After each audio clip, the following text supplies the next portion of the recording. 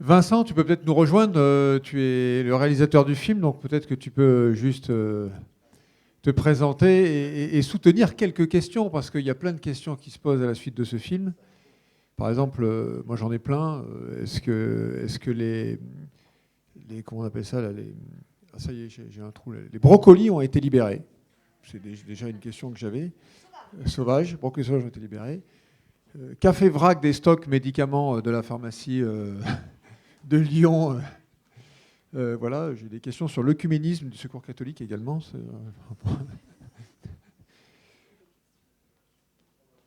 Voilà, alors, en tout cas, moi j'ai une question à te poser en attendant celle du public. Comment ça fait de rentrer dans cette complexité-là, sur ce terrain-là? Comment toi tu l'as abordé et quelle réflexion ça te mène aujourd'hui sur... il y a 25 personnages, je crois, que tu suis à travers ce film. Bonjour à tous et toutes. Moi, avec l'équipe, on s'est surtout, je crois, astreint à écouter ce qui relevait ce qu'on appelle le plaidoyer, quoi. En fait, c'était quoi? Qu'est-ce que ça va vers où tout ça, en fait? Quel est le principe de convergence? Quels sont les principes de convergence? Quels sont les principes de mise en commun? Et il y a un mot qui est à la fois très vague et très très complexe et qui peut être très signifiant, c'est la coopération. C'est-à-dire que finalement, on voit bien que selon la qualité d'organisation, selon la qualité d'écoute, quelque chose qui était très fort, je trouvais, dans la pièce avant, c'est à un moment, il y a des personnages qui arrivent et qui disent est-ce que vous avez une minute? Ah, attends. Et en fait, c'est la considération, en fait, je crois, tout simplement. Et ça, c'est ce que moi j'ai ressenti tout de suite, d'abord sur les jardins, mais aussi dans les épiceries, aussi. C'est cette considération des gens. Et de ce fait, aussi des choses qui sont très difficiles à quantifier, à chiffrer, qui sont la notion d'entraide, qui était aussi au cœur de la pièce avant. Et ça, moi, je l'ai ressenti très fortement sur les jardins. Alors, en particulier les jardins, mais c'est parce qu'il y a cette dimension, justement. Moi, c'est un des métiers qui m'a le plus impressionné dans ces tournages, c'est le métier d'encadrant. C'est-à-dire cette faculté à la fois de diriger quand même, d'être sur un régime qui fait qu'il y a quand même tout le monde n'est pas exactement à la même enseigne. C'est-à-dire qu'il y a des salariés encadrants, il y a des salariés en insertion, et en même temps, comment de l'art à la fois de faire que les choses avancent et tout en étant sur un pied d'égalité. Enfin, c'est voilà, et ce qui passe là-dedans, c'est moi. Ce que j'ai ressenti, c'est justement cette bonne humeur, cette qualité de relation qu'il y a entre les gens, qui sont pourtant, enfin, clairement, disons les choses claires, ces gens en galère, quoi. Enfin, voilà, c'est ce qu'on a vu aussi avant, et qui se retrouvent dans un... Voilà, et ce régime d'échange, c'est ça que moi j'ai eu envie de raconter, avec cette notion, donc il fallait quand même essayer de formuler, en fait, de formuler les enjeux. Très tôt, j'ai même demandé aux uns et aux autres s'ils avaient des choses à revendiquer ou à demander au pouvoir public, notamment. Ça serait quoi? Voilà. Et donc, voilà, finalement, les témoignages des uns et des autres, il y avait cette idée d'une chaîne, en fait, un personnage nous amenait vers un autre personnage, qui nous amenait vers un autre, vers un autre, vers un autre. Et voilà, c'est ça qu'on essaie de construire avec ce film, tout en étant en discussion. C'est pas si facile de faire un film avec un certain nombre d'interlocuteurs, ce qui était le cas, et d'essayer de respecter un peu les équilibres, notamment des différentes structures, et de faire qu'elles existent, qu'on les voit un peu dans ce film. Voilà.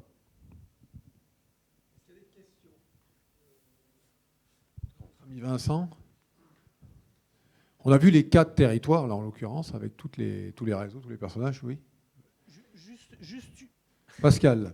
Merci. Non, juste une. On sent bien donc le message, voilà, une alliance au niveau d'un territoire entre tous les acteurs. Moi, il me semble qu'en tout cas, il y en a un que j'aurais aimé voir, c'est l'élu local, quoi, enfin, ou les élus locaux. Est-ce que vous avez tenté de les approcher? Est-ce qu'ils auraient été imaginés un petit peu dans le film ou pas? Alors là, non, parce qu'au départ, on était parti pour faire 30 minutes. Très tôt, j'ai dit que ça allait être difficile parce qu'il y avait quand même du monde et qu'il y avait une diversité à respecter et que ça allait être difficile de faire exister des personnages parce qu'on ne peut pas faire comment dire, on peut pas citer. Même là, parfois, il y a des personnages, on les voit très très brièvement et c'est presque indélicat en fait. Il y a quelque chose de difficile. Donc, à ce stade, non. Mais c'est un process qui s'étend sur 2 ans et ce genre de questions. Et puis en plus, il y avait quelque chose qui était...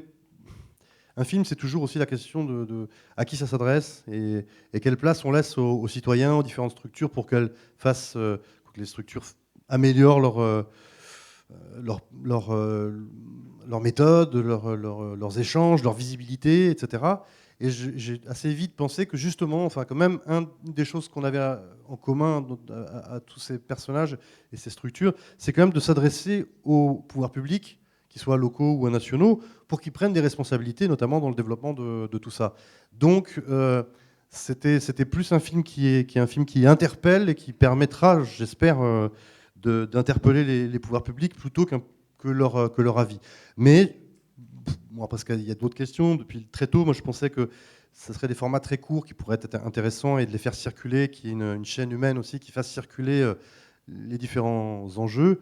Et on pourrait très bien, en effet, suivre on en a rencontré, j'en ai rencontré des élus locaux qui, en effet, ça fait toute la différence quand il y a un élu qui dit « Ok, vous avez tant, nous, on a tant d'hectares de friches et on avait construit une serre, elle ne servait pas, vous pouvez vous l'utiliser », ça fait ça fait la différence. Donc oui, ça serait des personnages intéressants, mais non dans ces 53 minutes. On va revenir ensuite sur la table ronde sur qu'est-ce qui s'est passé depuis que ça a été filmé. On va voir que les élus sont rentrés très très très vite et très largement dans la partie. Pas partout, mais... Est-ce qu'il y a d'autres questions? Oui, Mathilde. Je connais tout le monde. C'est ça qui est... Oui, Jean-Pierre, vas-y. Après,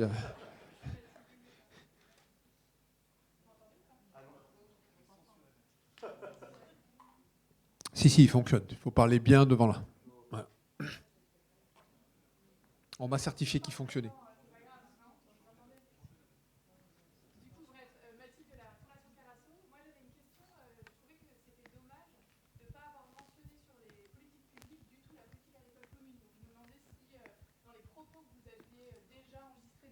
Je suppose de la part des CIVAM.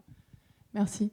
Je me demandais dans les propos par rapport aux politiques publiques, s'il pouvait y avoir des choses qui étaient déjà enregistrées et possibles de rajouter au montage pour élargir un peu, parce que je trouve que c'est un peu court de partir de la lutte contre la précarité alimentaire et de s'arrêter là, alors qu'en fait, on voit beaucoup d'images et il y a quand même beaucoup de choses. Et aujourd'hui, dans le projet, c'est clair que vous parlez plus largement de l'ensemble du système agricole et alimentaire. Donc voilà, donc j'aurais trouvé ça bien. Ça, moi, je peux donner un élément de réponse, puisque on a 3 niveaux. On a un niveau micro que Vincent a essayé de montrer. Donc, c'est des gens qui cultivent, des gens qui mettent dans des sachets, d'autres qui viennent acheter. Il y a des animations. Ça, c'est le niveau vécu. On a un niveau mezzo qui est plus compliqué à dévoiler ici, à montrer. C'est effectivement l'organisation logistique, l'organisation des associations, tout ce travail de transfo, production, petite logistique, etc., animation, etc. C'est ça qu'on a aussi voulu montrer dans le film. C'est souvent pas montré, c'est invisibilisé. Et ensuite, on a un niveau macro, effectivement, qui peut être celui de la politique agricole commune, etc. C'est l'enjeu qui, effectivement, changera ou pas les choses. Mais ça nous paraissait difficile d'avoir les 3 niveaux de représentation dans un seul film. On voit déjà, grâce à l'intervention des CIVAM, que les liens sont faits avec les enjeux agricoles. Voilà. Mais ça nous paraissait difficile d'être vraiment au niveau des personnes dans leur quotidien, tout en montrant l'organisation des associations qui sont une zone intermédiaire, et en allant encore plus loin sur... voilà. Mais tout se tient. Je dirais que cette question de la politique agricole commune, par exemple, pour moi, ça fait des années que je pense à la nécessité de faire un film sur d'où ça vient, etc. C'est très complexe, c'est très... on a l'impression que c'est quelque chose qui est à 7000 km au-dessus de nos têtes.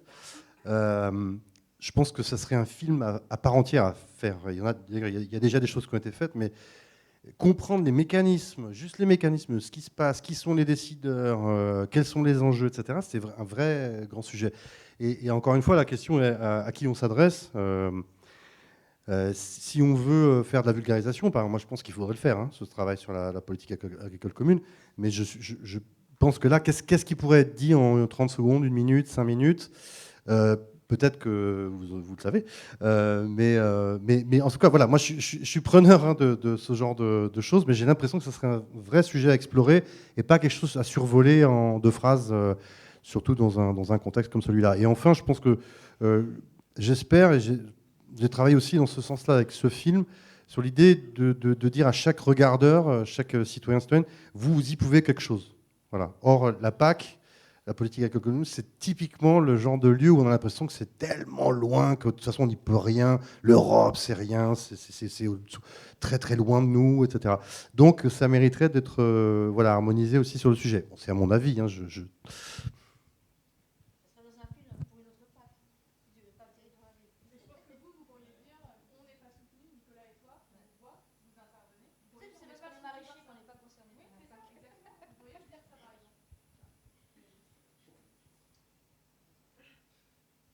Est-ce qu'il y a d'autres questions? Si ce n'est pas le cas. Ah oui, une question au fond, monsieur. Ça doit être Jean-Claude, je pense. Non, je vois pas. Tous mes amis sont venus. Ah, c'est Dominique, pardon. Excuse-moi, je ne t'avais pas vu. Ah non, mais c'est Dominique. Tu étais dans le noir, là-bas, je ne te voyais pas. Oui. Non, mais moi, ce que je trouve intéressant, c'est de s'être donné les moyens du récit. Le récit, c'est peut-être quelque chose à imaginer selon plusieurs opus. Le premier opus, je pense, ce qui est intéressant par ce film, c'est de voir comment cette initiative fait en sorte qu'on casse avec cette logique qui nous désunit tous, ces logiques d'appel à projet, ces logiques de mise en concurrence. Nous essayons de travailler ensemble sur des projets communs. Je pense que par la suite, on peut imaginer effectivement que d'autres choses de l'histoire soient racontées. Je pense notamment aux relations que j'espère qu'il y aura avec d'autres catégories d'acteurs, le halo partenarial local qui n'est pas fait que de vrac, de cocaïne, de CIVAM, etc. De notre côté, nous travaillons avec des CCAS militants. De notre côté, nous travaillons avec des organismes logeurs qui, dans la stratégie de cheval de Troie de certains d'entre eux, essayent effectivement de bouger les choses et de faire en sorte que ces organismes logeurs soient partie prenante aussi de ces dynamiques. D'ailleurs, Boris l'a signalé dans son témoignage. VRAC est né notamment effectivement d'une connivence, certainement, avec un acteur à l'intérieur d'une société HLM. Bon, bref. Et je pense que ça aussi, ça méritera d'être raconté. Ce qui est peut-être encore un peu absent dans ce film, mais c'est pas grave. J'imagine que c'est pas terminé, l'aventure n'est pas terminée. C'est la parole des gens eux-mêmes, les usagers, les gens qui, à un moment donné, sont partie prenante de cette volonté, effectivement, de faire émerger quelque chose où les gens sont citoyens. Et s'il y avait vraiment quelque chose à conclure dans ce programme, je pense que ça serait effectivement de pouvoir mettre en valeur effectivement cette parole-là, comme on l'a vu tout à l'heure avec les gens qui tout à l'heure faisaient cette initiative théâtrale devant nous. Voilà.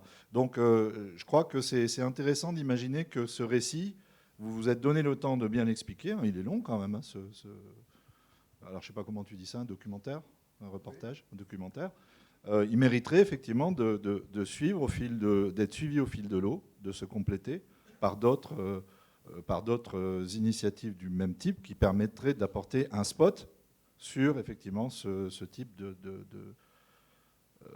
de partenariat, enfin voilà, partie prenante du projet.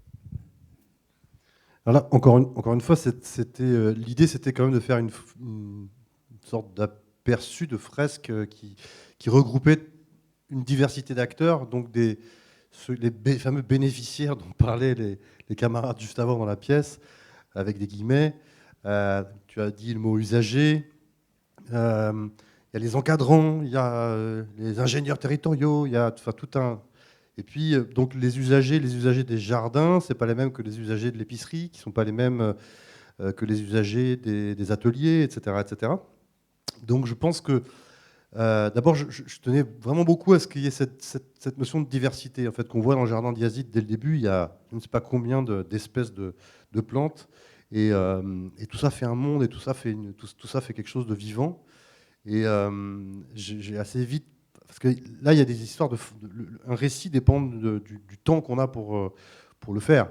On ne raconte pas les mêmes choses en 5 minutes qu'en 1 heure. Là, il y a 50 minutes. Mais assez vite, tout dépend des enjeux. En fait, si on a envie d'aller plus loin dans le fait d'impliquer pas seulement les gens concernés comme nous sommes ici, mais un public plus large, je pense qu'il faut aller sans doute chercher des formats plus courts. Ça, c'était un avis qu'on a discuté assez tôt. Et de suivre peut-être plus une personne après l'autre. Et par exemple, de suivre quelqu'un qui est en contrat d'insertion, quelqu'un qui va dans une épicerie, mais une épicerie solidaire parce qu'elle est en galère et qu'elle n'a pas de quoi faire. Là, on avait, moi j'ai trouvé formidable la pièce qu'on a vue juste avant, et l'humour qu'ils ont trouvé aussi là-dessus. Voilà, donc je pense que c'est en effet ces différentes étapes, et là pour l'instant il s'agissait dans cette première étape d'essayer de montrer quelque chose qui s'amorce, qui se lance. Après, quel récit, je ne peux pas être le seul évidemment à porter ça, c'est aux différentes parties prenantes de dire vers où on va, combien de temps on se donne, etc. etc. Donc c'est ce qui reste à faire. Merci Vincent. C'est des réactions intéressantes parce qu'on voit que dès qu'on essaie d'invisibiliser, enfin au contraire, de sortir de l'invisibilité, le travail associatif, la parole des précaires, le partenariat avec les collectivités, l'action publique, on a tous envie de le voir. Donc on réclame tous, il manque ci, il manque ça, etc. On aimerait voir ci, on aimerait voir ça. Donc il y a vraiment un besoin vécu par tout le monde de dire il faut montrer les choses, quoi. On doit en parler. Un des acteurs du film, qu'on a grassement payé, a dit l'envers du décor du monde agricole. Il y a vraiment cette notion en fait de dire si on dévoile, on enlève et on va montrer les choses, quoi. On a tous envie de montrer ce qu'il y a derrière, quoi. Montrer, voilà. Donc c'est bien une projection renvoyée vers le cinéaste en lui disant voilà, mais il y a encore tout ça à montrer, quoi. Il y a encore tout ça à dévoiler. Merci Vincent en tout cas pour cette initiative que nous diffuserons.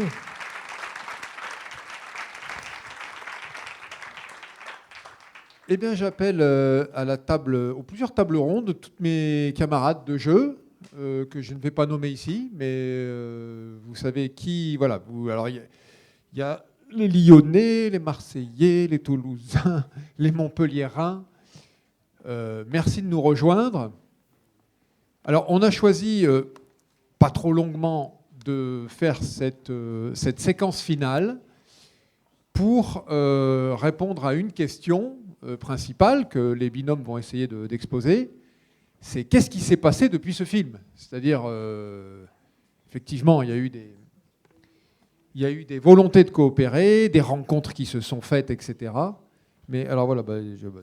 C'est le jeu des chaises musicales, c'est bien ce qui me semblait. Voilà, voilà, c'est ça. Voilà, donc l'idée, c'est bien de leur poser une question. Qu'est-ce qui s'est passé depuis ? Où vous en êtes ? Parce que les choses se sont évidemment concrétisées dans les différents territoires. Alors, je crois qu'on va commencer par le binôme lyonnais. Le binôme lyonnais, vous êtes là. Emilia et Jérémy. Alors, Jérémy et Emilia, on vous a vu dans le film, hein. Donc, on vous connaît un petit peu. Jérémy vit dans un entrepôt et Emilia dans un champ. Voilà.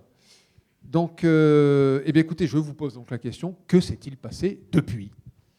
Il s'est passé beaucoup de choses, beaucoup de coopération. Il faut dire qu'on est sur un territoire qui était déjà assez animé, avec aussi une métropole qui porte un programme alimentaire territorial, qui avait établi un diagnostic qui était relativement pertinent et relativement partagé par les acteurs du territoire.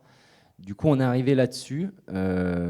Et nous, peut-être pour éclaircir un peu le rôle de ce que fait un ingénieur de territoire et qu'est-ce que c'est que cette bizarrerie, notre rôle, c'est vraiment d'être des facilitateurs, c'est-à-dire de faire émerger du commun entre les acteurs, une vision commune et d'arriver progressivement à l'opérationnaliser. Et ce qui s'est joué, je pense, de plus important et de plus structurel pour l'instant, c'est vraiment d'arriver à être un vrai noyau entre des associations, même un écosystème d'acteurs, puisqu'il y a des associations, il y a des coopératives, il y a quelques institutions qui ont des modalités d'action très variées, qui ont des territoires d'action qui varient aussi de quartier en quartier, et qui vont tous jouer en fait un rôle dans cette partition d'ensemble qu'il s'agit un petit peu d'harmoniser et de venir raccrocher finalement aux institutions pour vraiment se créer de la force d'action. Et puis chacun aussi avec, je pense que c'est ça la spécificité du territoire lyonnais, c'est que on va dire la vision partagée avec certains élus du territoire, elle permet de jouer de nos forces sur une même stratégie commune. Les institutions qui vont être plus aptes à pérenniser, à financer, à graver dans le marbre les expérimentations que nous, on va produire avec notre proximité de terrain, avec la complémentarité qui va venir se jouer sur le territoire. Donc ça, c'est vraiment ce qu'on fait nous. C'est organiser ce collectif qui va ensuite s'opérationnaliser et agir. Et on a 2 lignes directrices, on va dire. La première, c'est 2 questions à 1 000 €. Hein. La première, c'est comment on rend des produits locaux, de qualité, durables, accessibles à tous. Grande question. Attends, il faut la petite musique du jeu des 1 000 €. Attendez, parce qu'il y en a une peut-être à 2 000 € derrière, qui est comment on fait en sorte que l'ensemble des citoyens s'emparent de cette question, soient informés déjà, c'est la première étape, et ensuite aient la main sur cette alimentation, puisqu'aujourd'hui, ce n'est pas le cas. Donc, peut-être pour parler du côté plus mutualisation, enfin cette première question de comment on fait pour approvisionner et que ce soit accessible et que ce soit des produits qui correspondent au modèle qu'on veut défendre, modèle agricole. Déjà, la première chose qu'on fait, c'est qu'on a mutualisé entre les structures qui font de l'approvisionnement, mutualiser un ensemble de choses, des flux, des camions, des espaces de stockage, tutti quanti, c'est quelque chose de très évident et de basique, mais quand on a chacun son camion et qu'on va faire des points dans des tournées qui sont similaires, et c'est du CO2 qui est émis, c'est des coûts pour les structures qui sont importants, qui peuvent être réduits. Donc tout ça, c'est quelque part une solution déjà assez classique, mais on essaie déjà de le faire différemment. C'est-à-dire que là, un des gros projets, c'est de monter un pôle mutualisé de logistique, mais dans lequel on va aussi mettre tous les bureaux de chacune de ces structures pour rendre, on va dire, effectif cette culture commune. Parce qu'on se croise à la machine à café, parce que d'un coup, le partenaire, il est à la porte d'à côté, et ça crée une émulsion, une dynamique, un rayonnement qui voilà, va fixer cette complémentarité dans le temps et dans l'espace. Et la seconde chose, c'est, puisque mutualiser, vous vous en doutez bien, s'il suffisait de ça pour que le kilo de fruits et légumes bio et local il soit à prix accessible, voire concurrençant les prix de la banque alimentaire, on le saurait depuis longtemps.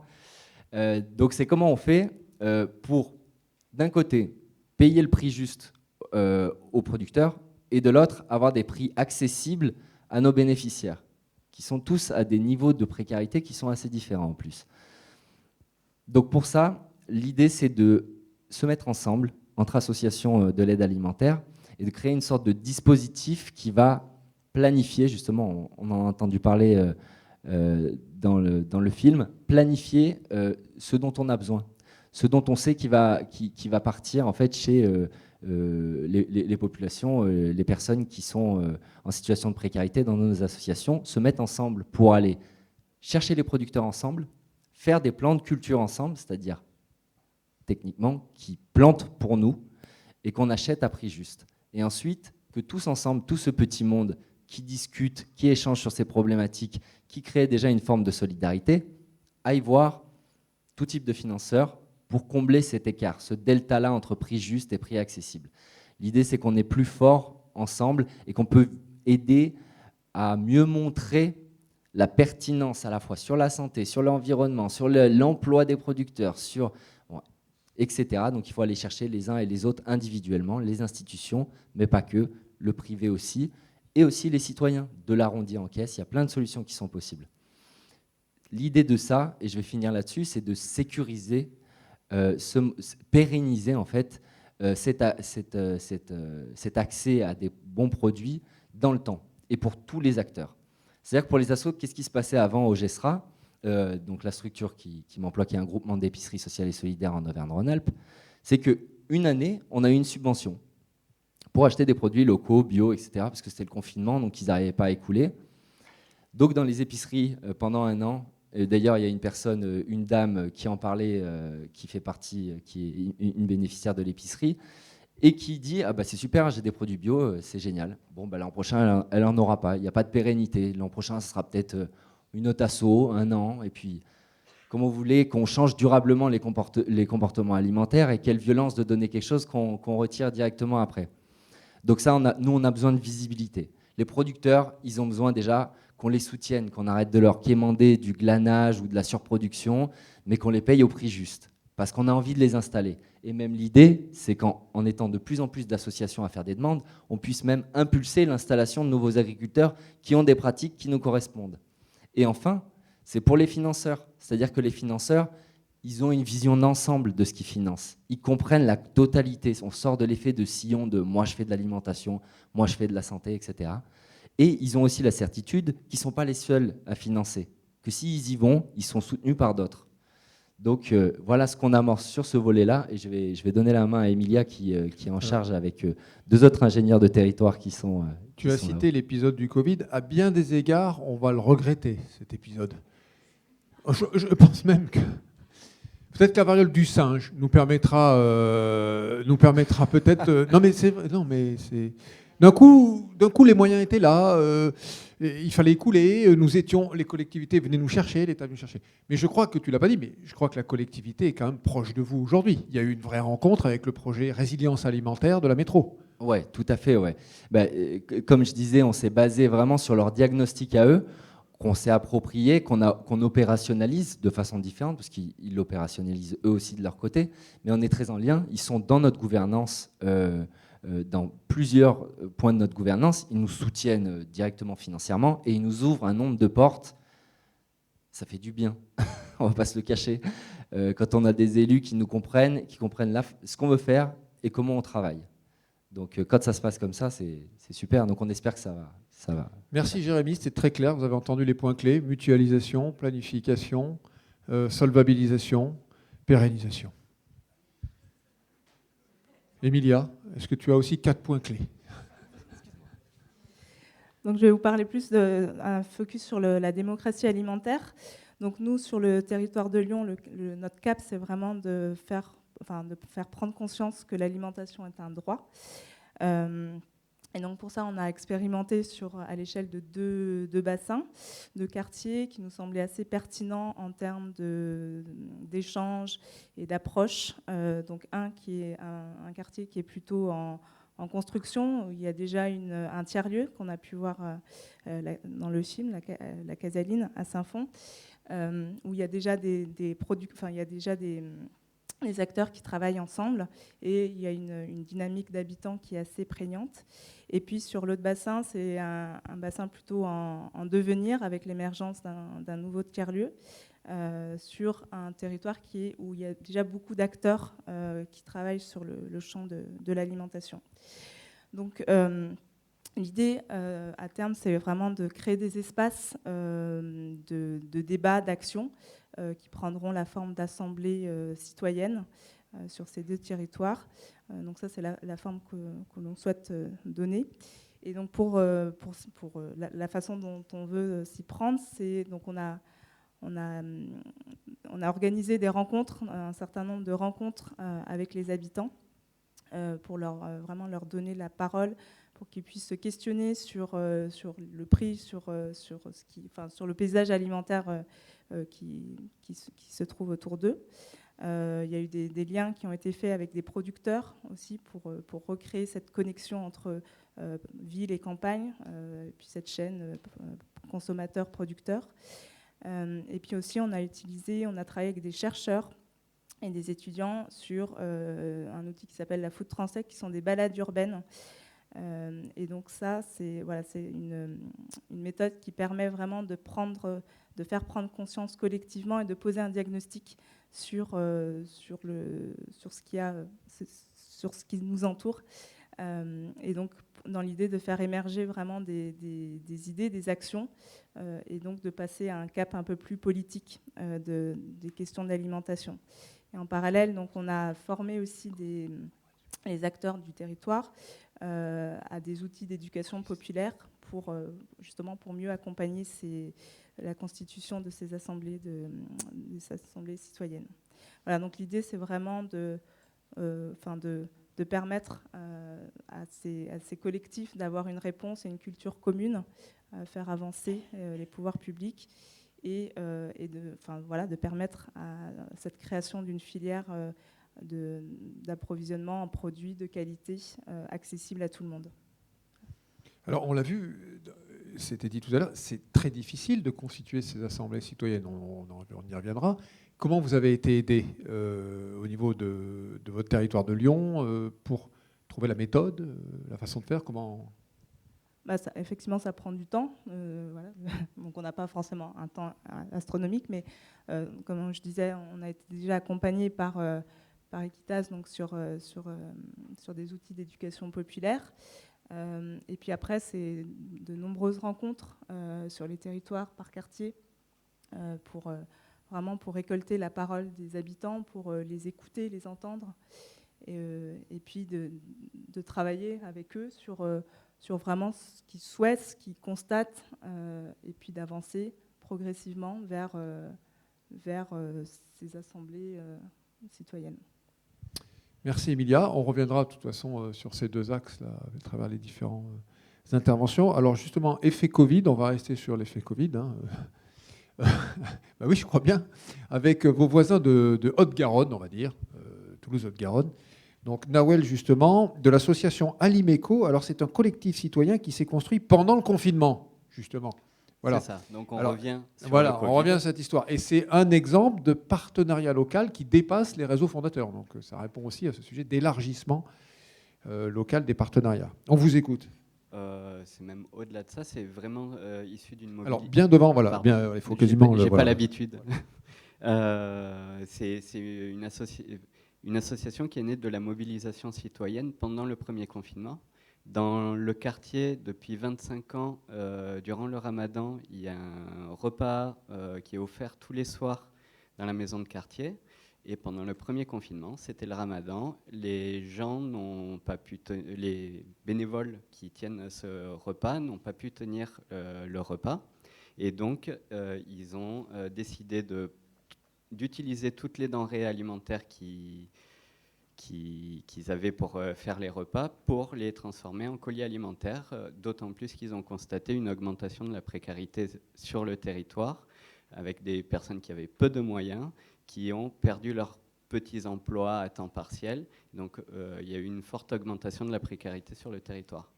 De fil en aiguille, il y a eu une forte mobilisation autour de cette distribution alimentaire, où des acteurs du territoire sont venus prêter main forte. Il y a eu le Secours catholique, les 2 centres sociaux, les clubs de prévention.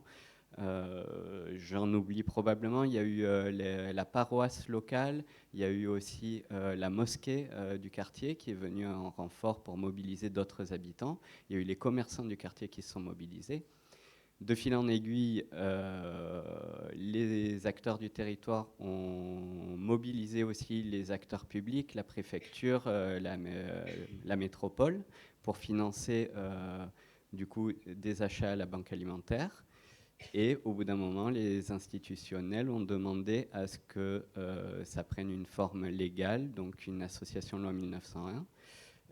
C'est là où le collectif a décidé de se constituer en association.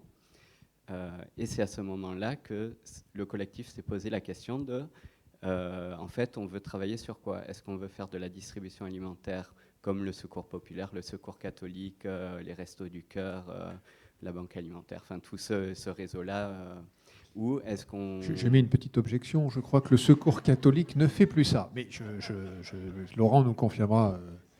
Pardon. Non, mais oui, voilà. Et ça m'a perturbé. Et du coup, la constitution de l'association, pour constituer une association, il faut un objet. Et c'est là où le collectif s'est posé la question, qu'est-ce qu'on veut faire réellement sur le quartier? Et donc il y a eu des réunions de réflexion et la décision a été prise que l'objet de l'association soit de faciliter l'accès à une alimentation saine, de qualité et durable aux habitants du quartier. La mobilisation a continué, les financeurs ont continué à financer l'an dernier, donc l'association officiellement a les statuts qui ont été déposés en mars de l'an dernier. Donc depuis, la distribution alimentaire continue hebdomadairement pour environ 95 familles, et donc à peu près 300 personnes, toutes les semaines. Le Secours catholique a financé un poste, a financé des achats à la banque alimentaire, en plus des financements publics, petits financements publics qui sont venus rajouter un peu de quantité dans les paniers. Et on arrive à l'arrivée de Territoire à vivre, où au final, la distribution alimentaire a pris beaucoup d'énergie, de temps aux personnes impliquées, aux bénévoles, qui ont la particularité pour la large majorité d'être aussi des bénéficiaires. On revient sur ce terme. Et donc le projet de développement de l'accès à l'alimentation n'avait pas été vraiment développé jusqu'à l'arrivée de Territoire à vivre, Toulouse. Donc on arrive en fin 2021 où on a commencé à travailler avec Territoire à vivre. Je reprends mes petites notes pour que je n'oublie rien. Oui, surtout que c'est le moment promotionnel, alors faut pas... C'est le moment promotionnel pour tout le projet en fait, qui voilà. va venir sur notre territoire. Territoire à vivre nous a apporté d'abord des outils et une nouvelle dynamique dans l'association pour essayer de construire ce projet d'accès à une alimentation saine, de qualité et durable sur le territoire. Donc on a commencé par des moments d'interconnaissance, par notamment un café convivial au moment des distributions pour que les bénéficiaires restent et prennent part à d'autres moments que à autre chose que juste venir récupérer un panier, un colis alimentaire pour répondre à leurs besoins, leur situation personnelle d'urgence. Et de fil en aiguille, ça a poussé la réflexion au sein de l'association.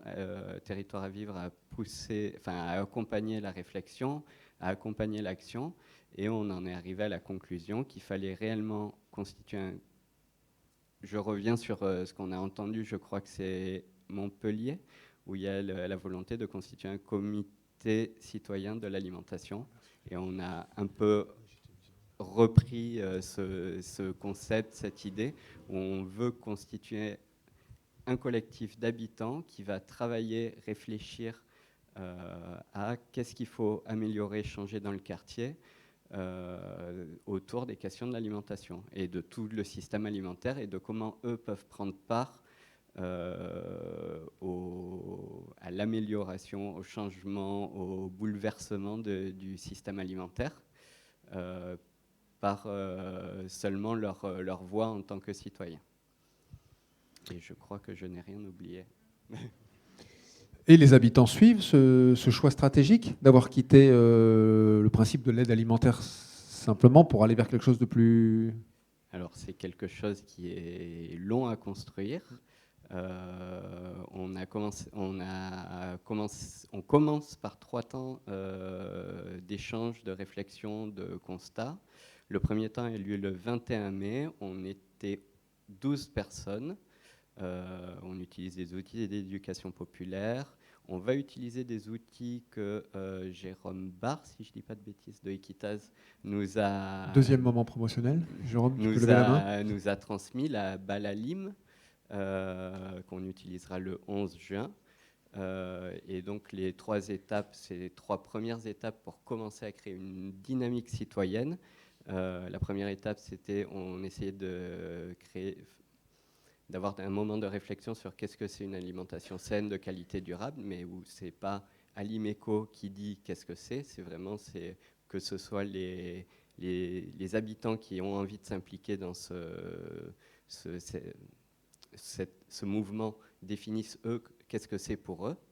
Le deuxième atelier, donc le 11 juin, ce sera un état des lieux, une sorte de diagnostic en marchant, diagnostic citoyen du territoire pour faire un état des lieux de aujourd'hui, à quoi ressemble l'alimentation sur le territoire, quelles sont les pratiques des habitants, etc. Et le dernier atelier qui sera le 25 juin, ce sera pour définir, bon, maintenant, qu'est-ce qu'on fait à partir du constat des définitions de qu'est-ce que c'est une alimentation saine, de qualité durable, du constat qu'on a fait du territoire. Qu'est-ce qu'on peut faire, qu'est-ce qu'on imagine dans l'idéal, des petites actions, des grandes actions, des actions moyennes, des actions purement citoyennes, des actions de réseau partenarial, des mix de tout. Enfin, moi, je rêverais que les habitants aient l'idée de faire une maison solidaire de l'alimentation dans le quartier comme le projet à Lyon, parce que c'est la MSA. Alors Pascal, ce n'est pas la mutualité sociale agricole, parce qu'à chaque fois, voilà, la MSA, c'est la maison solidaire d'alimentation, c'est ça. Voilà, et ce projet, en fait, c'est un mix, enfin, de ce que moi j'en ai compris, c'est un mix de mobilisation citoyenne, de mobilisation d'acteurs et un lieu de rencontre entre tous ces gens-là. Merci Nawel. J'espère que Cathy a encore un mot à dire. Bah non, parce que du coup, il lui a... Voilà. Plus rien. J'ai fait exprès de le faire parler en premier. Non, mais en tout cas, ce qui a été intéressant pour nous au sein du collectif de Territoires à vivre à Toulouse, quand on a commencé à se rencontrer, très vite, on est revenu en fait sur la période Covid. Et on a repensé à toutes ces structures, en tout cas ces collectifs d'abord d'habitants qui sont créés pendant le premier confinement et qui ont répondu à de l'urgence. Passé l'urgence, ils viennent contacter des partenaires qui sont membres de TAV Toulouse, en disant là maintenant on ne sait plus trop comment faire, comment est-ce qu'on pense l'après. Donc on passe d'une question d'urgence à du structurel. Et donc très vite entre nous, on repensait à ça, mais comment est-ce qu'on fait pour questionner l'alimentation de façon structurelle, avec des personnes qui sont en situation de précarité. On a rappelé à l'Imeco. On a commencé à échanger. On ne savait pas trop vers où est-ce qu'on allait aller, mais ce qui est sûr, c'est qu'on a retrouvé des étapes, 3 étapes qu'on a retrouvées à chaque fois sur les échanges, l'interconnaissance, on apprend ensemble et ensuite on voit ce qu'on fait. Et c'est ces 3 étapes qu'on a retrouvées d'abord dans les échanges entre Territoires à vivre et Alimeco, ensuite Alimeco et ses membres, et aujourd'hui les membres d'Alimeco avec les habitants du quartier et d'autres partenaires du quartier. Ça, c'est quelque chose qu'on a retenu.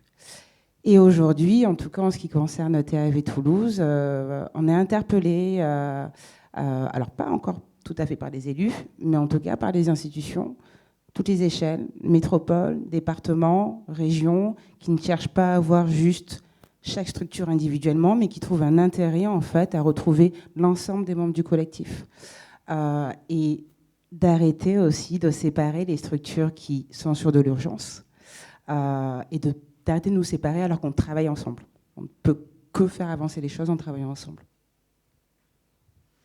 Merci, c'est très clair. Ce matin, il y avait des élus d'Occitanie, pas loin, qui sont encore là, du Castanet notamment, de la ville de Castanet, et qui ont témoigné de leur vif intérêt pour le travail d'acculturation réciproque entre associations et élus sur les enjeux de la lutte contre la précarité alimentaire, des enjeux de sécurité sociale alimentaire, etc. C'est qu'on a autant à apprendre des collectivités sur leur capacité d'intervenir sur la compétence alimentaire que eux ont à apprendre de nous sur tous ces sujets de mobilisation citoyenne, d'organisation socio-économique, etc.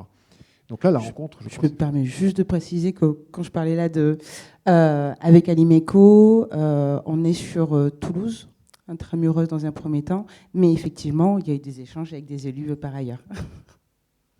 Oui, c'est plus Toulouse-Haute-Garonne, pour être tout à fait précis. Merci beaucoup à tous les deux. Alors, on va aller à Marseille maintenant. Marseille avec un binôme qui va rebondir sur... c'est pas le binôme que j'avais sur ma fiche. Oui, parce qu'il n'y avait pas assez de chaises, je crois. Il n'y avait pas assez de chaises. Non, mais c'est parce que du coup, effectivement, Territoire à vivre Marseille, donc l'ingénierie de territoire est partagée entre Jonathan de Graines de Soleil et qui est Jardin de Cocagne, qui est présent et que vous avez vu pas mal dans le film. Donc on s'est dit, je viendrai sur scène, vu qu'on l'a vu beaucoup dans le film. Jonathan explose sur l'écran. Hein. C'est une révélation, c'est la révélation d'ailleurs de ce film. Du coup, Graines de Soleil, Jardin de Cocagne, et moi je travaille pour la Cité de l'Agriculture, donc qui est une association qui est basée à Marseille. Jonathan, Graines de Soleil est à Châteauneuf-les-Martigues, donc on est sur la métropole ex-Marseille-Provence. Et la Cité de l'Agriculture aussi, qui porte le projet VRAC Marseille, qui se lance cette année. Du coup, nous, ce qu'on a fait, on a commencé par solliciter et contacter plus de 70 acteurs du territoire pour les informer de ce projet Territoire à vivre, de ses enjeux, etc., et de les mobiliser pour un premier comité local qui a eu lieu en septembre, donc c'est quand même encore assez récent. On a eu environ 35 structures qui sont venues et on s'est lancé sur les thématiques de travail de Territoire à vivre qui sont la démocratie alimentaire, l'approvisionnement en local de qualité et nous on a identifié aussi la question de la montée en compétences des acteurs qui travaillent sur l'accessibilité alimentaire. Tout ça donc évidemment dans la perspective de favoriser et renforcer l'accès à une alimentation de qualité pour les personnes en situation de précarité. Et donc on a lancé, donc ces acteurs se sont engagés aussi dans des groupes de travail, donc sur ces différents axes que j'ai mentionnés. Mais on s'est vite rendu compte que on était tous à partager ces envies-là, ces problématiques-là, mais que pour coopérer aussi, il fallait un projet plus opérationnel et concret.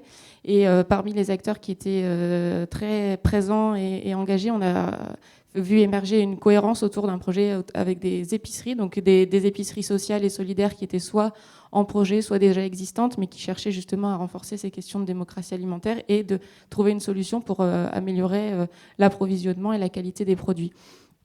Parmi ces épiceries, elles sont presque toutes représentées ici, donc c'est assez divers. Il y a 2 épiceries du Secours catholique, il y a un projet d'épicerie qui est porté justement par un centre social engagé, comme tu mentionnais Dominique, qui est le centre social de Frévalon.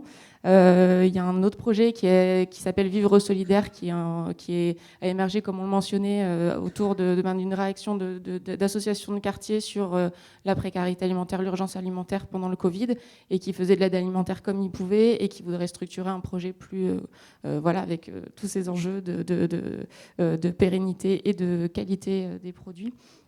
Et également Racine, donc, qui est présent ici, je vais lui passer la parole après. Donc voilà, on a resserré un peu le projet sur cette question opérationnelle. Et on travaille aussi avec d'autres acteurs qui ne sont pas forcément justement du consortium initial de Territoire à vivre. Voilà, on travaille avec Action contre la faim qui a fait un gros travail aussi sur ces questions-là à Marseille. Et je vais te passer la parole pour que tu puisses en parler. Eh bien, allons-y, effectivement. Action contre la faim, on intervient en France depuis fin 2019 et à Marseille depuis avril 2020. Et on a effectivement intégré Territoire à vivre l'année dernière, au moment de son lancement.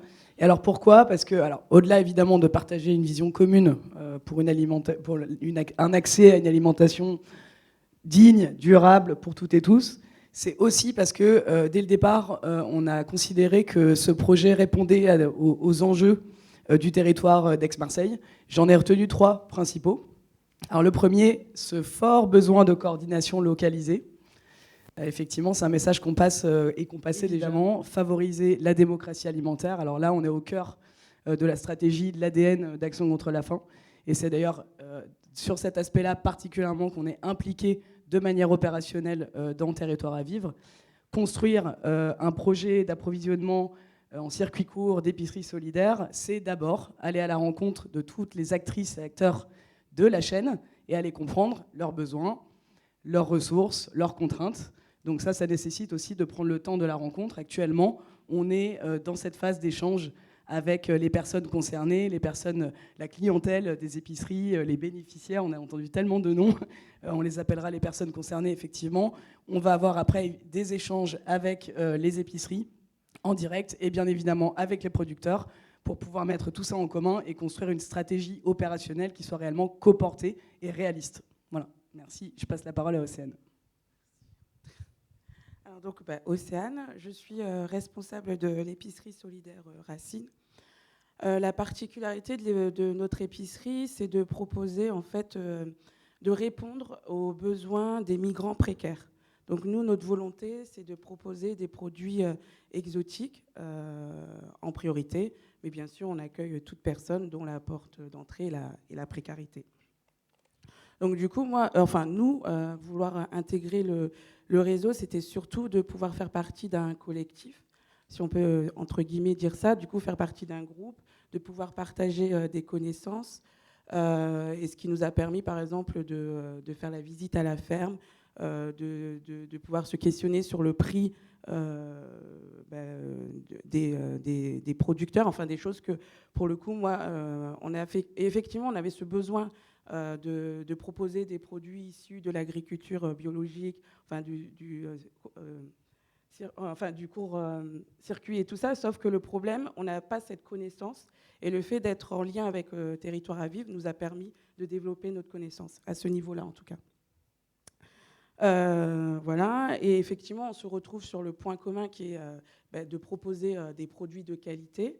Donc ça aussi, c'est une chose qui nous a motivés aussi, parce que notre épicerie, elle a ouvert en septembre 2021, et trouver des partenaires ou des personnes qui étaient sur ce même projet, au début, ça a été assez compliqué, et je les ai retrouvés justement dans ce réseau Territoire à vivre.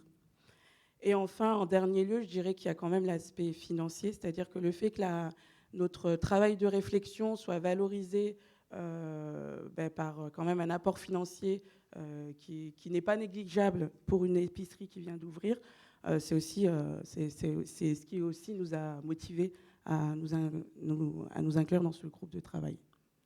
Voilà. Merci à l'équipe marseillaise très déterminée, le prix de la détermination. À chaque fois, on retrouve, bien sur les différents exemples, le fait qu'il y a des lieux qui incarnent les fameux territoires à vivre. Alors, c'est beaucoup cité territoire à vivre. Territoire à vivre n'est pas une institution. Ce sont des gens qui se sont mis en relation les uns avec les autres. À chaque fois, vous évoquez les études nécessaires et les accompagnements nécessaires pour trouver la parole des personnes dites concernées, pour pouvoir ensuite motiver la suite des opérations et le lien qui est fait intelligemment avec les territoires de production pour essayer de trouver des solutions. On va passer la parole à vos voisines, Pauline et Marie-Clémentine, qui sont donc le binôme parfait, puisqu'on a une ingénieure territoriale et une représentante de collectivité.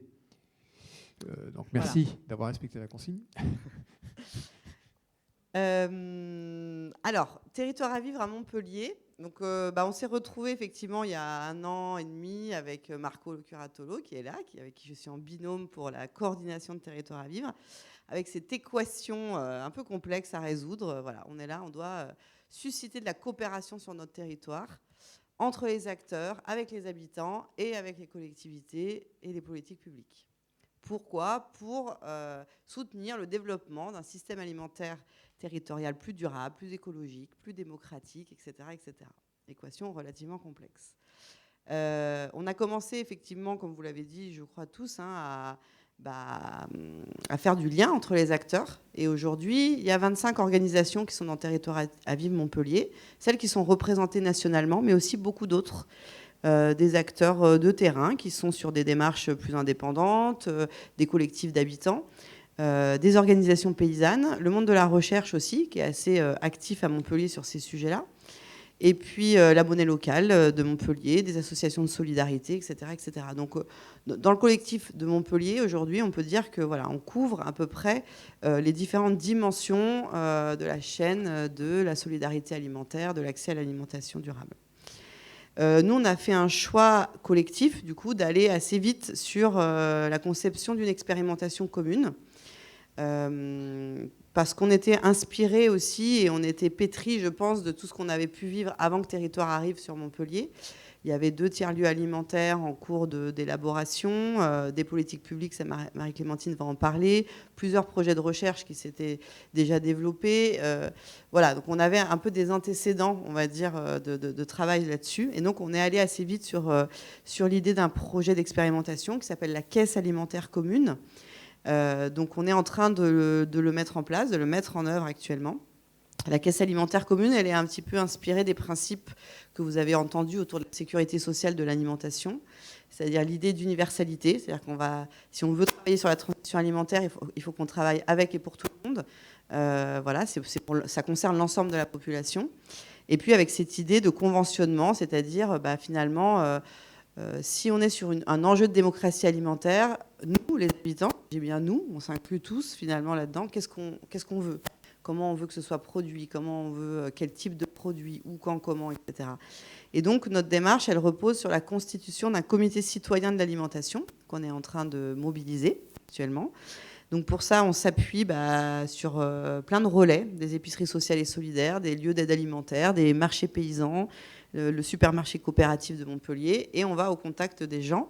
Alors je dis nous, c'est pas que nous deux avec Marco, c'est aussi tous les bénévoles et les travailleurs sociaux qui sont dans ces lieux-là, avec qui on échange aussi beaucoup autour de ce projet, et qui quotidiennement sont en relation avec des personnes qui vivent ces inégalités alimentaires, ou pas d'ailleurs, mais qui auraient un intérêt à se battre en fait avec nous pour le droit à l'alimentation.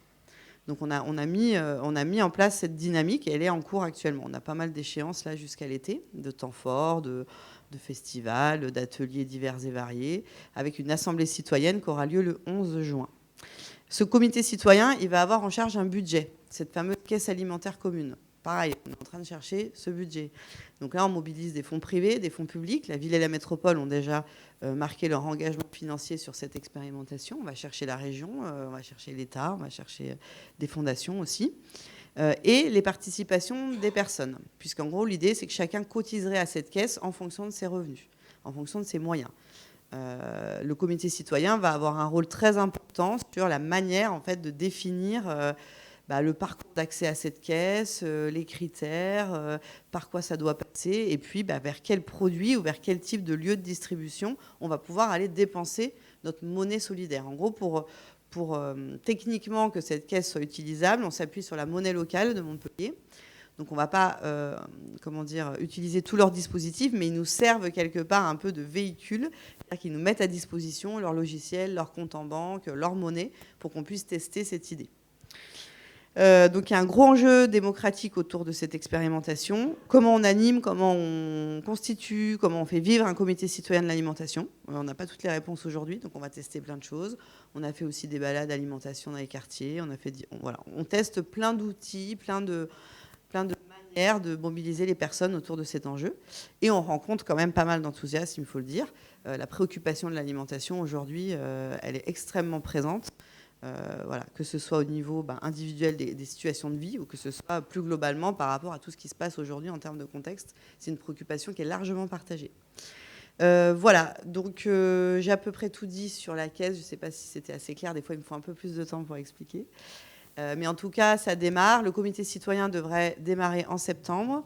Il va être au travail jusqu'à la fin de l'année pour poser le cadre de l'utilisation de cette caisse. Et on espère démarrer en janvier l'usage expérimental de cette monnaie solidaire pendant 1 an, avec bien sûr un travail d'évaluation et d'observation sur les impacts. Bien sûr, on n'est pas que sur... ce qu'on veut observer, c'est l'impact sur les pratiques alimentaires, sur les habitudes, sur la compréhension des enjeux, mais c'est aussi l'impact sur le système alimentaire local, sur l'offre alimentaire dans les quartiers. On a parlé, il y en a qui en ont parlé, en fonction du quartier où on vit, on n'a pas le même paysage alimentaire autour de nous. On va regarder aussi concrètement comment les institutions publiques réagissent à cette idée, s'engagent ou pas avec nous dans le financement. Qu'est-ce qu'on peut trouver comme mécanisme en fait aussi économique pour qu'un tel dispositif soit pérenne.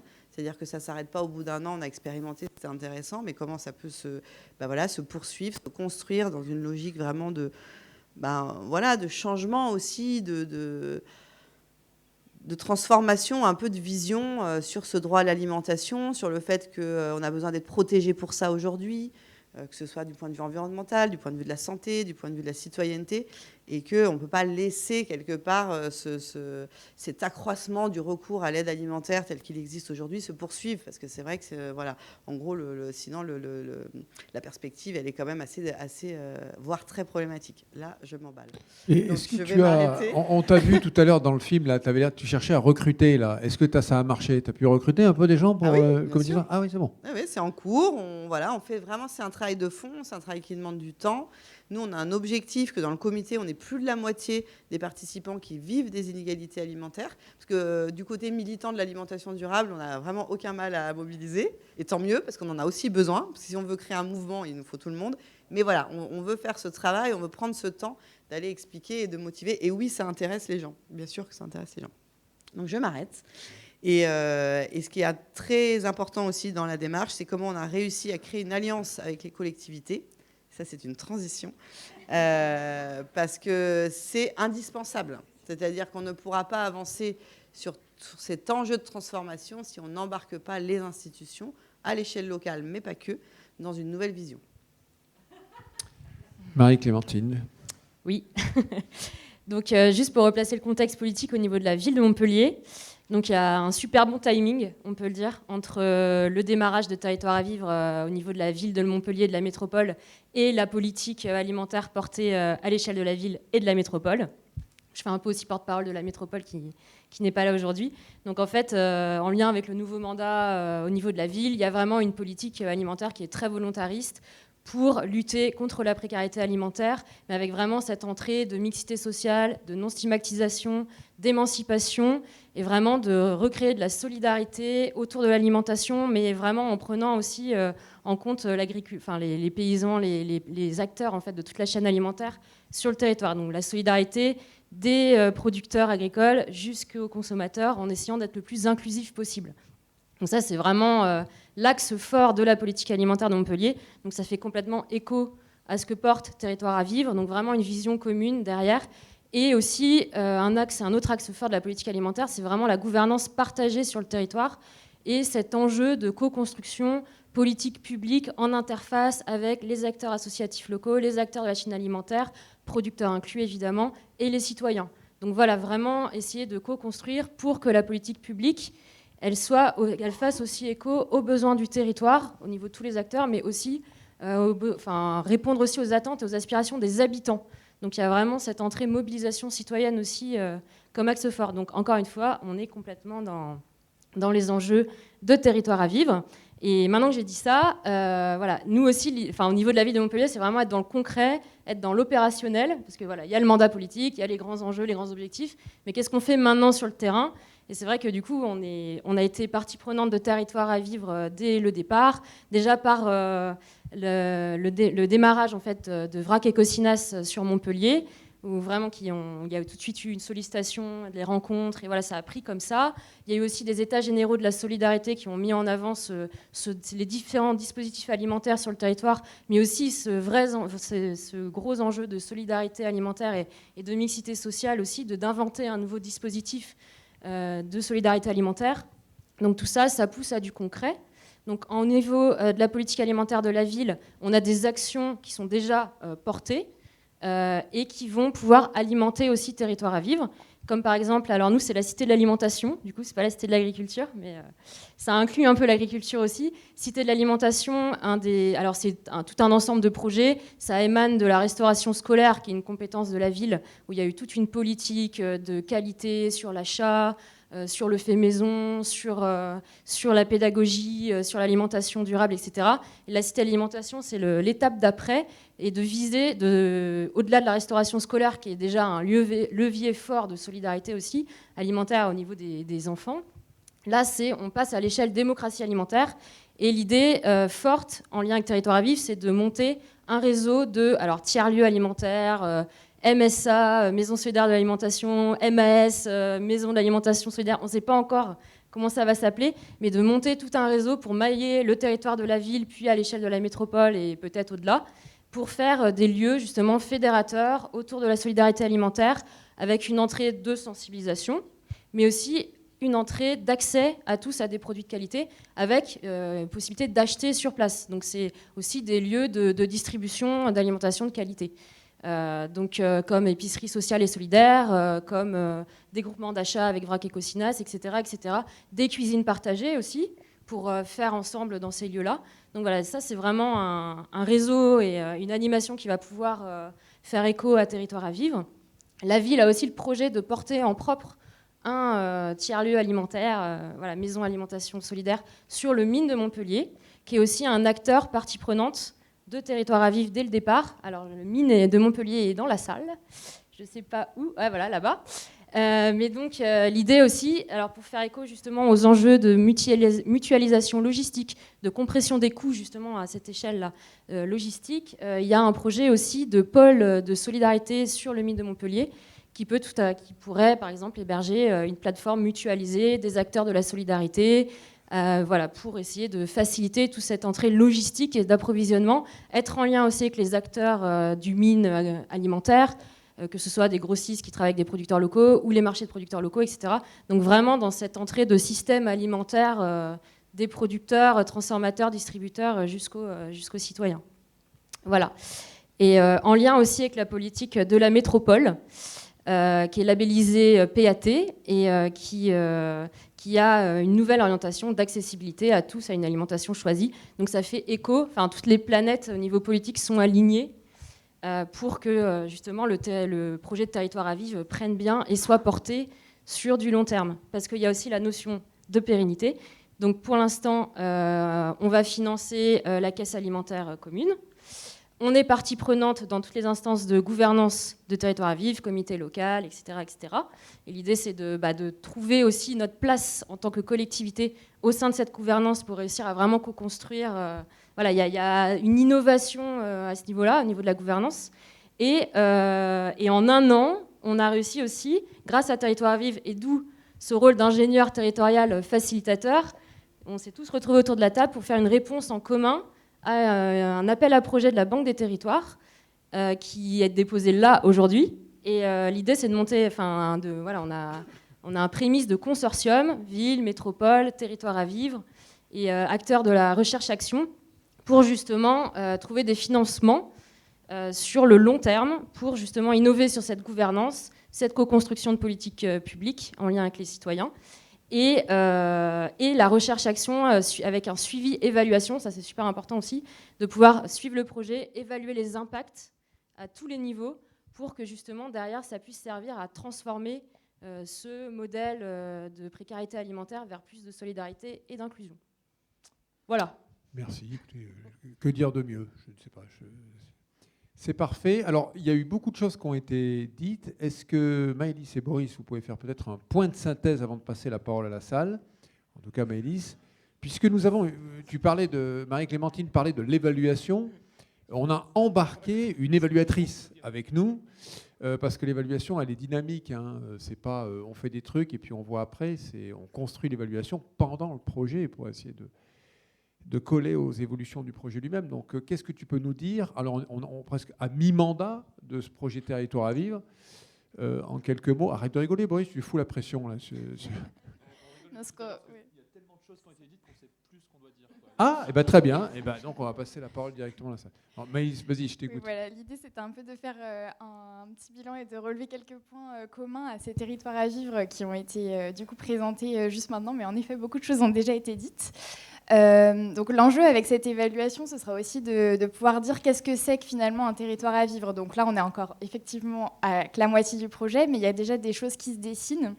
Déjà, tous les territoires partagent ce même objectif qui est de construire des systèmes alimentaires territoriaux qui permettent un accès de tous à l'alimentation durable.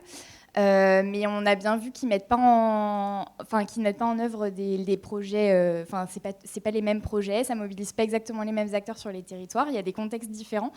Néanmoins, on peut quand même trouver des points communs à tout ça. Donc un premier point, c'est effectivement cette coopération territoriale multi-acteurs qui est en fait le point de départ aussi de cette dynamique de territoire à vivre, qui mobilise une diversité d'acteurs dans chacun des territoires, des acteurs du social, de l'agriculture, de la recherche parfois, des habitants, des collectivités, qui permet du coup de construire une vision systémique, transversale de ces enjeux de l'alimentation, et aussi une certaine montée en compétences croisée du coup de ces acteurs. Et ça passe par la mise en œuvre de projets concrets, transformateurs dans les territoires. Et ce collectif et cette représentation commune, c'est aussi ce qui permet d'engager un dialogue ou de renforcer ce dialogue avec notamment les collectivités et d'aller du coup vers plus de dialogue, de la coopération, voire une co-construction de l'action publique. Ce qu'on a vu aussi, c'est que la coopération, ça ne se décrète pas, ça prend du temps et ça nécessite un appui, un soutien, une coordination. Et donc c'est là qu'intervient le rôle de l'ingénieur territorial, qui, on a vu au travers des différents témoignages, ont un vrai rôle un peu de garant de cette coopération, de mobiliser les acteurs, d'impulser la dynamique, d'être en lien avec les différents acteurs dans leur territoire ou avec les autres territoires. Donc ils ont vraiment ce rôle central dans les projets qui sont mis en place. Un autre point qui a été mentionné, c'est la nécessité, au-delà de financer de la coopération, c'est aussi, il y a derrière, c'est de l'alimentation voilà, c'est une alimentation accessible à tous, ce qui est l'enjeu ici. Et donc pour pas que ça repose uniquement sur de la solidarité, et en particulier sur la solidarité des producteurs, il y a aussi un enjeu à financer, c'est denrées alimentaires. Donc du coup aussi un autre point commun de ces territoires, c'est d'aller chercher des formes de financement un peu, déjà des stratégies de mutualisation, de planification et des financements mixtes de cette denrée alimentaire. Et un dernier point, et peut-être à mentionner là, et non des moindres, c'est un peu le fil conducteur aussi de l'après-midi, c'est que les territoires à vivre, ils permettent de créer les conditions de participation et d'expression des habitants. Et ça passe à la fois par créer des outils, comme on a pas mal parlé de balades alimentaires sur plusieurs territoires, pour mobiliser les habitants directement. Ça passe par former, accompagner ces fameux relais de mobilisation, ces personnes, ces structures qui sont en contact directement avec les publics. Ça passe aussi par des lieux type des tiers-lieux alimentaires ou des cités de l'alimentation. Voilà, et comme certains l'ont déjà soulevé, il y a déjà des changements de posture et de pratiques qui s'observent dans les territoires où tout ça est mis en pratique. Donc voilà un petit peu quelques points. Merci, c'était très clair. Merci. Boris ? Alors très rapidement, généralement quand on développe des projets, voilà, on expérimente sur un territoire, ça fonctionne, on va le développer, on va faire ce fameux changement d'échelle, essaimer.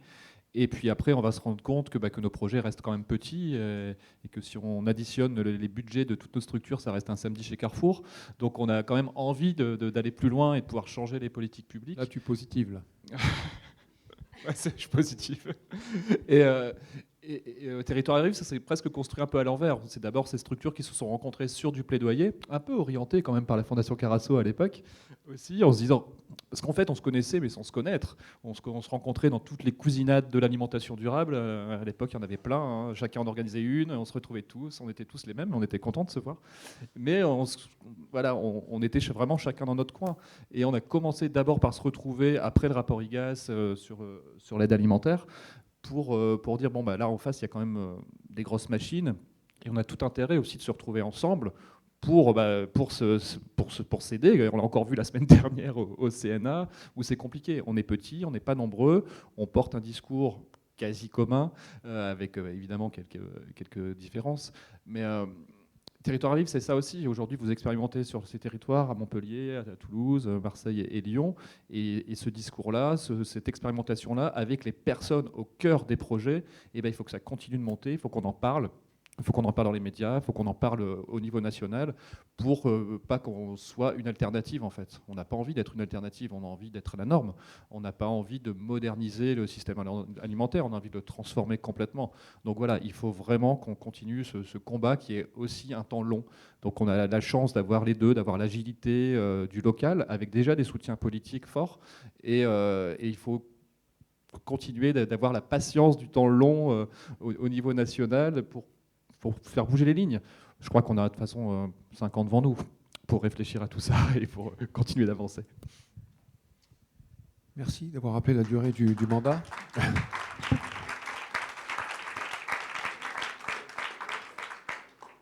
La parole est à la salle. Alors, il y a des micros qui sont disponibles et puis on aimerait aussi entendre les élus locaux ou leurs représentants, puisque je sais qu'ils sont là.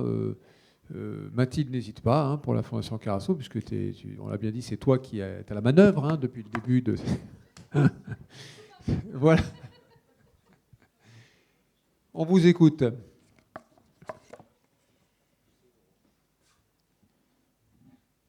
Oui, voilà, il y a un moment de flottement, naturellement, dû à la fois une forme d'épuisement puis de sidération devant l'ampleur des travaux. Et on se dit, mais quelle question puis-je poser à tout ça ? Alors, est-ce que je peux poser une petite question très simple ? Merci, Pascal. Très, très simple, et pas du tout compliquée. C'est juste pour ma compréhension. J'ai l'impression que l'expérimentation touche beaucoup à l'accès pour les produits frais à l'accès à des légumes, à des fruits, est-ce qu'il y a aussi des produits d'origine animale, tout simplement? Voilà. Et, ou est-ce que ça vous paraît plus compliqué d'organiser l'accès à l'alimentation avec des produits d'origine animale, ou c'est une volonté de ne pas le faire? Voilà, c'est une question très naïve et volontairement très naïve. Alors là, tu vois, là, tu nous mets dans un état de perplexité. Il y a des animaux. Qu'est-ce que c'est que cette histoire? J'en ai entendu parler de pois chiches tout à l'heure. Après, nous en tout cas, bon là pour le coup c'est peut-être un peu chaque territoire a une réponse différente. Nous sur la caisse alimentaire, on n'en est pas encore là puisque le comité citoyen n'a pas démarré, mais a priori, oui, ça inclut l'ensemble des types de produits alimentaires. Tout dépend de l'offre alimentaire aussi, des lieux dans lesquels les gens vont pouvoir utiliser leur monnaie. Mais si c'est organisé, il n'y a pas de. Mais du coup, je sais pas vraiment de réponse. Sur Toulouse, avec des groupes d'éleveurs et les épiceries sociales, on a commencé à réfléchir à la question. Il y a besoin du micro en fait. J'avais confiance dans la portée de ma voix. J'ai surestimé la portée de ma voix. Donc sur Territoire à Vivre Toulouse, parallèlement à ça, on a des réflexions sur des filières élevage, viande. On n'a pas travaillé la question des produits laitiers encore, mais donc on réfléchit aux questions d'équilibre matière. Voilà. Enfin, ça se traite aussi. Et il y a des territoires sur lesquels on a réfléchi à la question des céréales aussi, qui est quand même la base de l'alimentation. Voilà, légumineuses, céréales, donc produits des grandes cultures.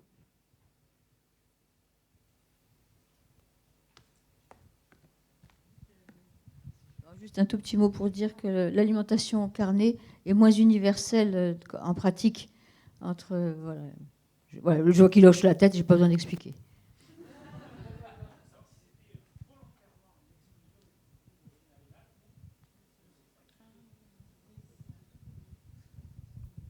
Non, c'est pas exclu, bien sûr. C'est évidemment plus éloigné de nos bases, on va dire. Mais on voit bien qu'à partir du moment où on fait des relations entre ville et campagne, on embarque effectivement l'élevage. C'est ce que vient de dire Marie. Voilà. Chahine ? Bonjour, merci. J'ai une question sur les comités consultatifs citoyens, les comités citoyens. Est-ce que vous imaginez déjà la gouvernance de ces comités ?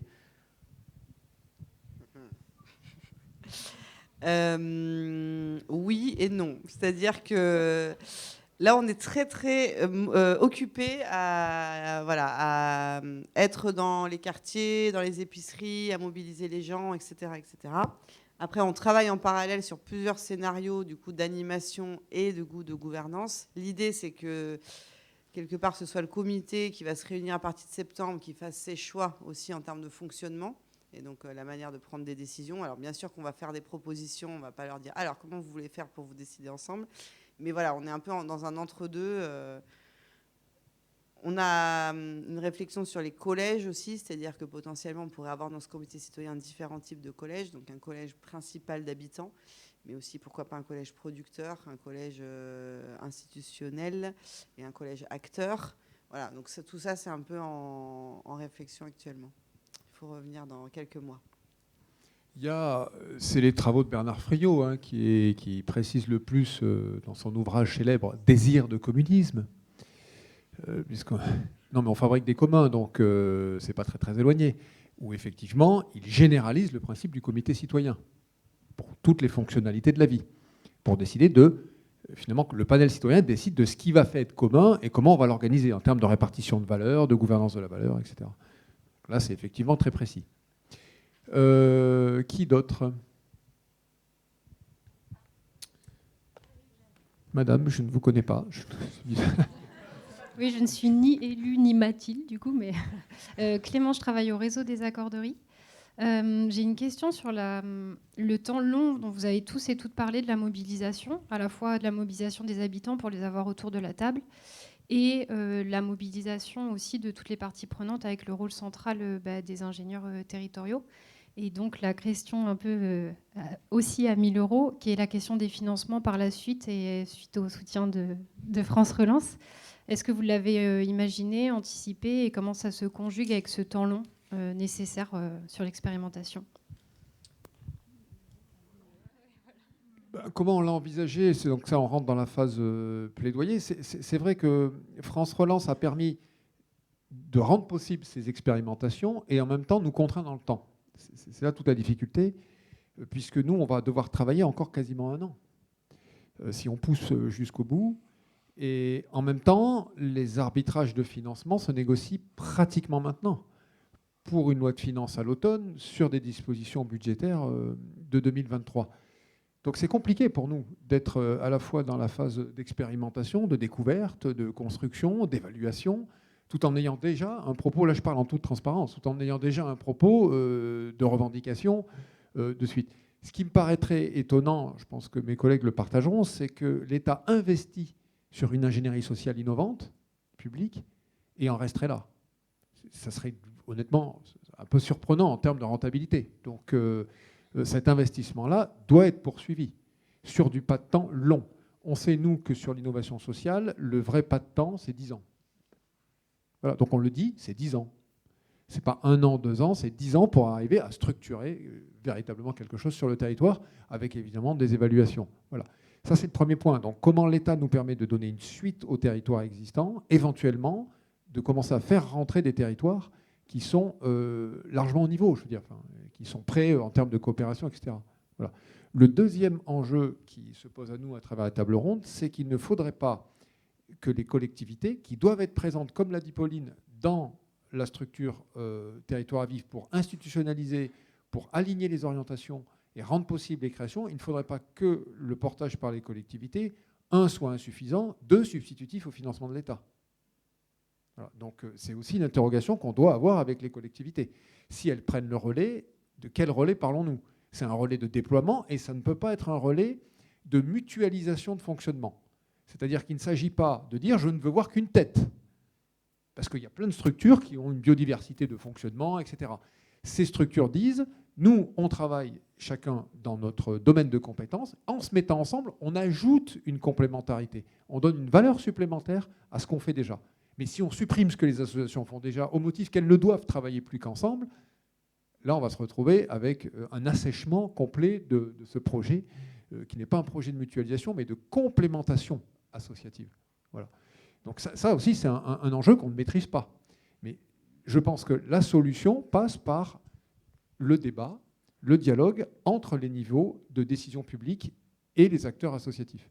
Donc c'est ce dialogue qu'on doit engager, à la fois avec l'État déconcentré, les collectivités et nous, pour savoir comment on peut orienter la suite de ces projets territoires à vivre, qui rentrent dans des leviers d'action publique locale, et qui donc trouvent des financements, et qui doivent continuer à être financés nationalement. Pour finir, on a quand même fait tous le constat que l'État ne peut pas dire aujourd'hui « je n'ai pas les moyens de financer ces initiatives ».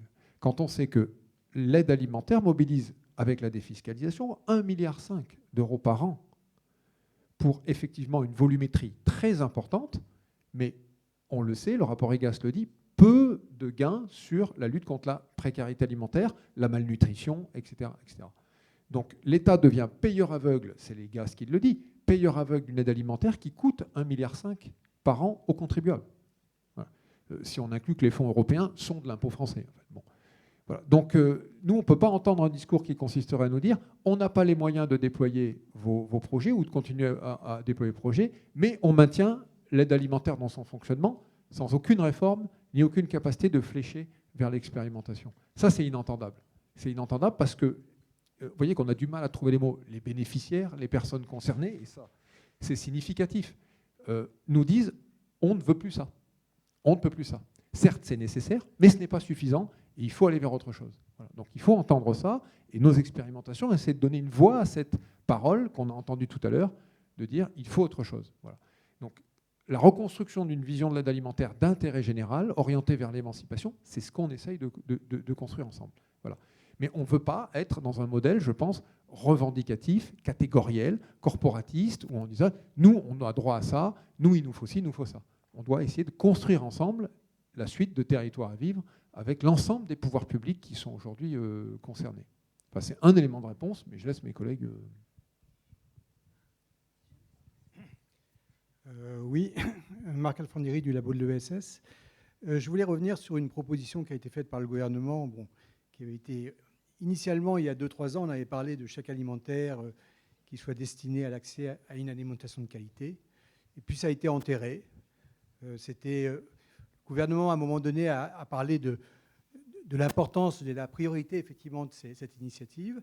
Et puis là, on reparle, à travers la campagne électorale, mais le gouvernement en parle également, des chèques alimentaires. Alors, je voulais savoir qui sont effectivement destinés aux personnes en situation de précarité alimentaire. Alors, je voulais savoir si Territoires à vivre avaient réfléchi à cette question et comment vous vous positionnez par rapport à s'il y a une proposition commune qui a été réalisée ou autre. On a d'abord essayé d'être un petit peu mesuré dans nos propos en disant que pour la première fois, ça ne liait plus l'aide alimentaire au gaspillage et aux invendus, et que les gens pouvaient choisir, ce qui était quand même déjà aussi une révolution. Et après, ça s'arrête là. Ça reste un projet pour les pauvres, ça reste un pansement pour une jambe de bois. Ces chèques ne seront jamais durables tant que la FNSEA existera. Il faut être honnête. Ces chèques ne seront jamais orientés vers des AMAP, des groupements d'achat, des épiceries sociales et solidaires, tant qu'il y aura Leclerc, Carrefour et compagnie en face. Donc, et puis surtout, en fait, en rien, ça va résoudre la problématique de la lutte contre la précarité alimentaire. C'est même pas moi qui le dis, c'est l'IGAS, c'est la DGAL, c'est Bercy. Donc en fait, c'est une fausse réponse. Moi, j'ai l'impression que c'est perpétuellement garder les pauvres sous perfusion. C'est tiens, ils ont des problèmes pour se déplacer, les pauvres, là, on va leur filer 100 balles avec un petit chèque mobilité. Tiens, les étudiants, ils sont pas bien dans leur tête, là, on va leur filer 100 balles pour un chèque psy.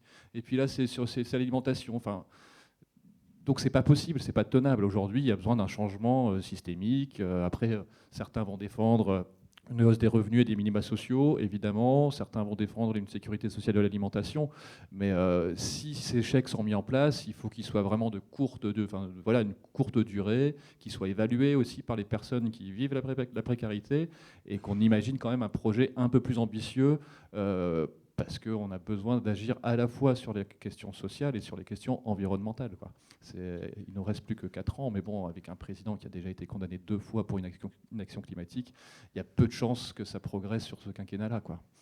Voilà, donc Boris a lâché les chevaux, donc on va pouvoir discuter un peu franchement. Moi, je rajouterai un point sur réponse à votre question. Le réseau Cocane, vous l'avez vu dans le film, a un programme depuis 12 ans, la première crise financière de 2008, sur les paniers solidaires. Et on avait une dotation de financement d'achat matière de 300 000 € de la délégation de la lutte contre la pauvreté. Et nous avons appris au début mai que cette subvention de 300 000 €, qui nous permet, nous, en fait, de faire un effet levier ensuite très important sur le nombre de paniers, a été supprimée. Et la lettre nous dit très clairement, allez voir le chèque alimentaire. Voilà. Donc au moins, on a été les premiers à vivre l'affaire. C'est-à-dire que le chèque alimentaire va être le prétexte, est déjà le prétexte pour dire on ne peut pas financer ça.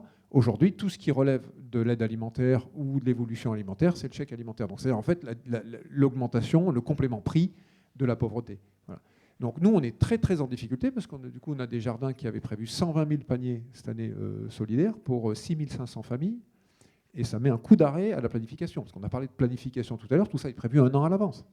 Voilà. Donc comment on doit trouver des solutions? Je le dis ici, la DGCS est présente, nous a trouvé 150 000 € de compléments. C'est très important, on les en remercie, parce qu'on a pu maintenir notre programme panier solidaire pour 2022 grâce à cette dotation de la DGCS, mais qui reste exceptionnelle à n'en pas douter en 2022. Donc toujours pareil, la question de la pérennité des financements de nos dispositifs. Voilà. Le chèque alimentaire, on a beau essayer intellectuellement de voir comment on pourrait utiliser le chèque alimentaire pour financer ce type de dispositif, on n'y arrive pas. On n'y arrive pas. Les personnes arbitreront avec leurs 30 € par mois, arbitreront en toute liberté, et évidemment qu'ils arbitreront prioritairement sur la grande distribution en essayant d'optimiser la valeur matière pour leurs 30 €. Et que ça va être très difficile d'orienter ces chèques alimentaires vers autre chose. Mais on est piégé. Moi, je rajoute, on est piégé, parce que le chèque alimentaire dit, mais c'est la solution. Et d'ailleurs, ces personnes peuvent très bien utiliser le chèque alimentaire dans vos épiceries, sur vos paniers, etc. Il est où le problème? On vient de solvabiliser une partie de vos dispositifs. Oui, sauf qu'ils n'arbitreront pas forcément sur nos dispositifs. Ça ne financera pas l'animation sociale, la médiation. Nous, on a 1500 animations par an sur les programmes de panier solidaire. Ça ne le financera pas. Voilà. Donc on a un vrai problème de fond. Quant à la notion de durabilité, de qualité de l'alimentation qui est derrière, bon, je laisse Boris à ses propos, mais c'est vrai qu'on a eu des débats vifs en Conseil national de l'alimentation. De toute évidence, l'acception va être très très large du produit de qualité. Voilà, donc on est piégé. Si vous trouvez une solution pour nous aider, on est très très preneur de savoir, franchement très preneur de savoir comment l'échec alimentaire pourrait nous permettre de... Une question peut-être là-haut, avant Huguette, non? Cassilde. Oui, bonjour Cassilde d'Emmaüs France. Tu as parlé de planification tout à l'heure, et du coup je me demandais, est-ce qu'il y avait d'autres acteurs du monde agricole que les CIVAM qui étaient représentés? On a parlé de la FNSEA tout à l'heure. Est-ce qu'il y a des chambres d'agriculture? Est-ce qu'il y a des acteurs qui peuvent structurer, tu vas de manière ambitieuse sur les territoires en complément des CIVAM?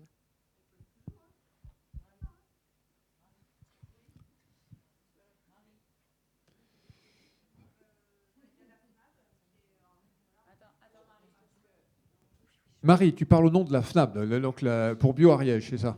Haute-Garonne, voilà. Donc tu n'es pas la chambre d'agriculture. Et non, désolé. Donc nous, on a la double appartenance réseau FNAB et réseau CIVAM.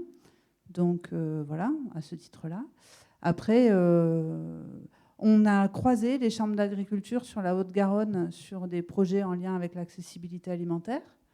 Voilà, la porte est ouverte. Enfin, maintenant, il faut faire un peu attention. Tout n'est pas dans tout. Tout n'est pas durable, en fait. Toutes les agricultures ne se valent pas. Je vais profiter que j'ai le micro, étant assis à côté de Marie, juste pour répondre à la demande de Julien à l'instant. Si on a des idées pour vous aider sur le chèque alimentaire, moi j'en ai une première, c'est que dans moins de 2 semaines, il y a le premier tour des élections législatives. Et donc, il y a effectivement une union qui porte un autre projet que celui du président de la République, à bon entendeur. Eh bien, nous avons notre solution. Merci, Xavier. Oui, non, mais c'est une solution.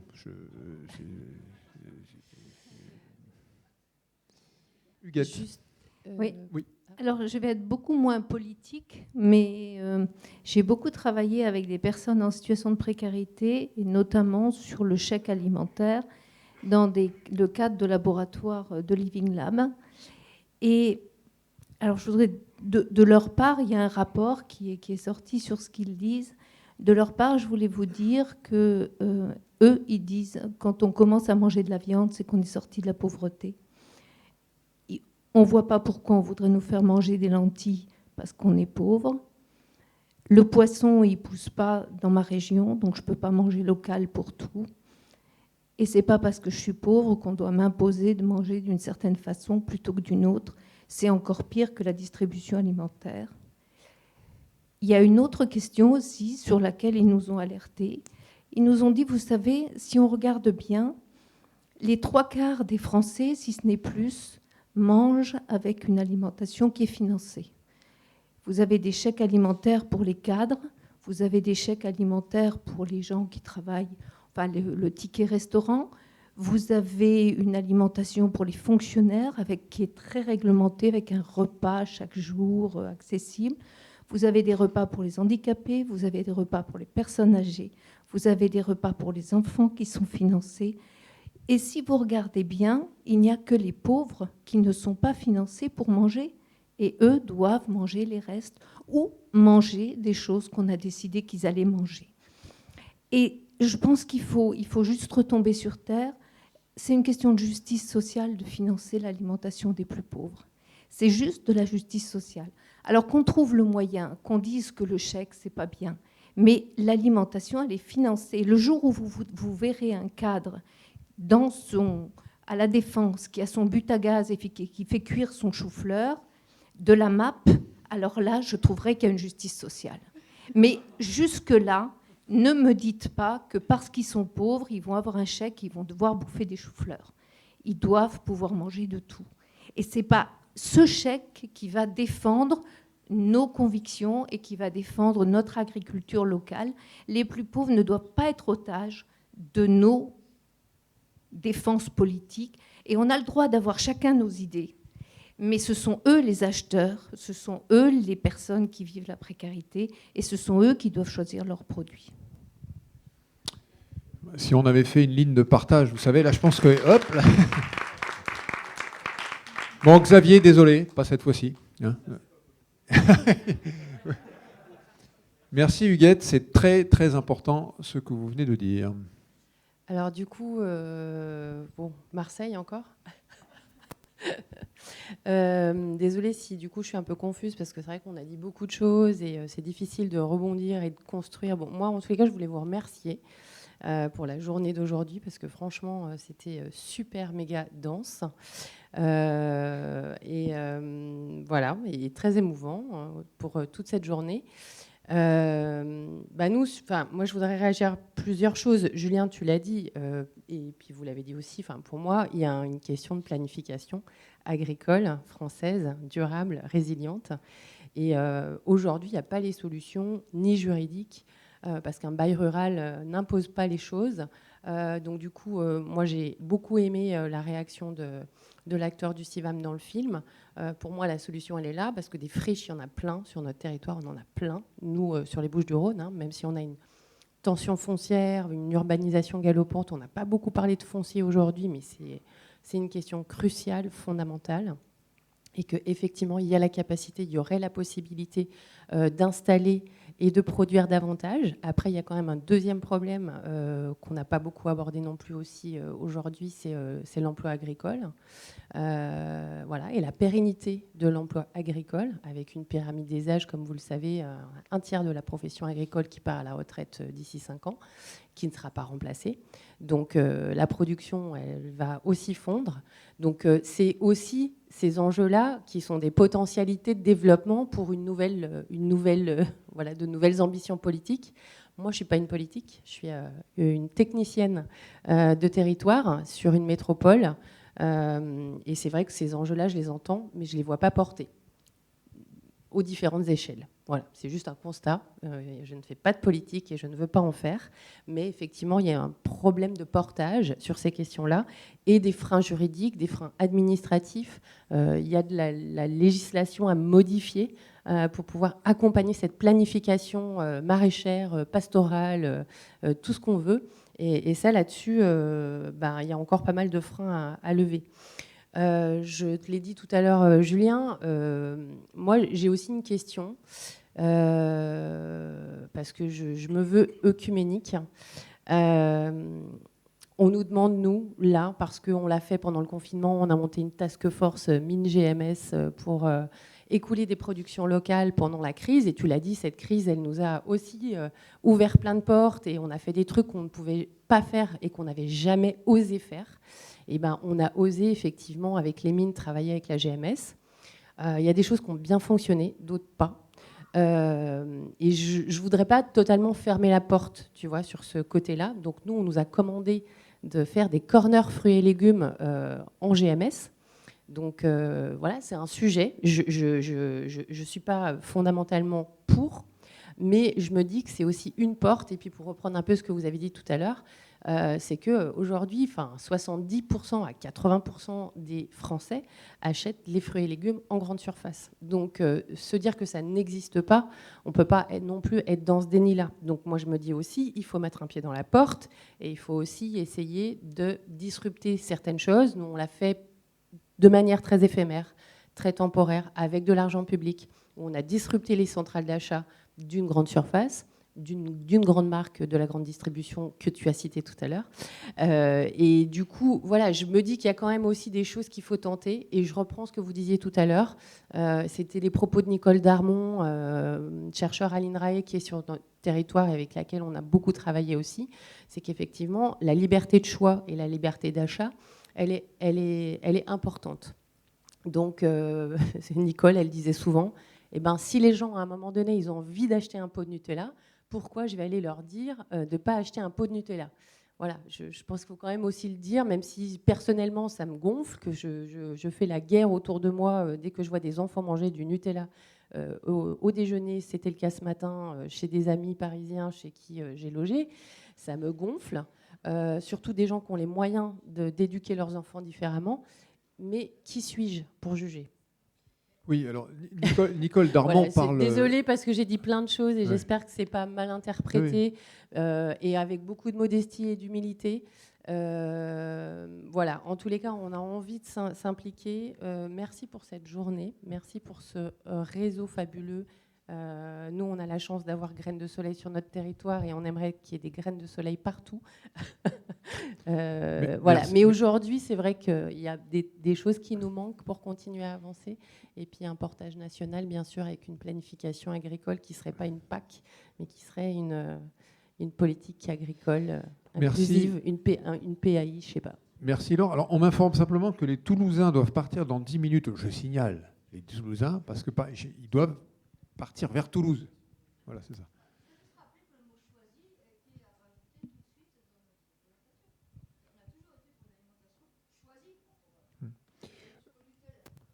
Oui, alors sur cette question, je rajoute quand même, Nicole Darmon évoque précisément le travail qu'elle a mené sur Aix-Marseille pour dire qu'il existe en France aujourd'hui des déserts alimentaires.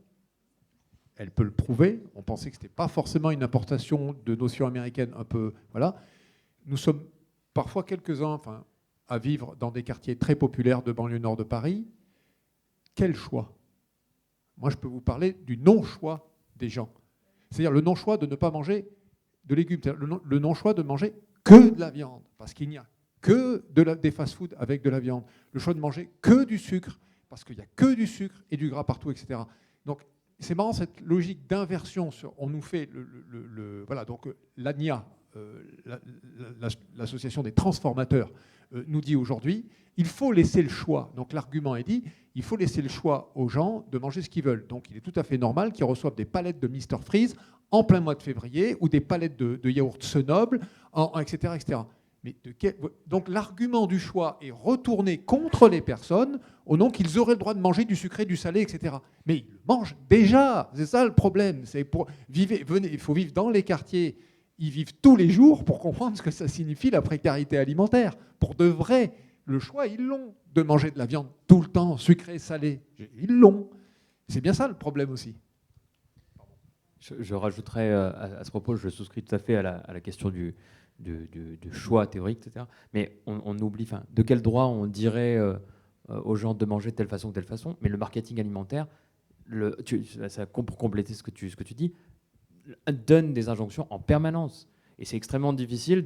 On est avec des bonnes intentions, on a des pudeurs qu'on met, mais alors qu'on est face à des mastodontes qui ont des armes de destruction massive qui nous imposent de bouffer telle ou telle merde en permanence.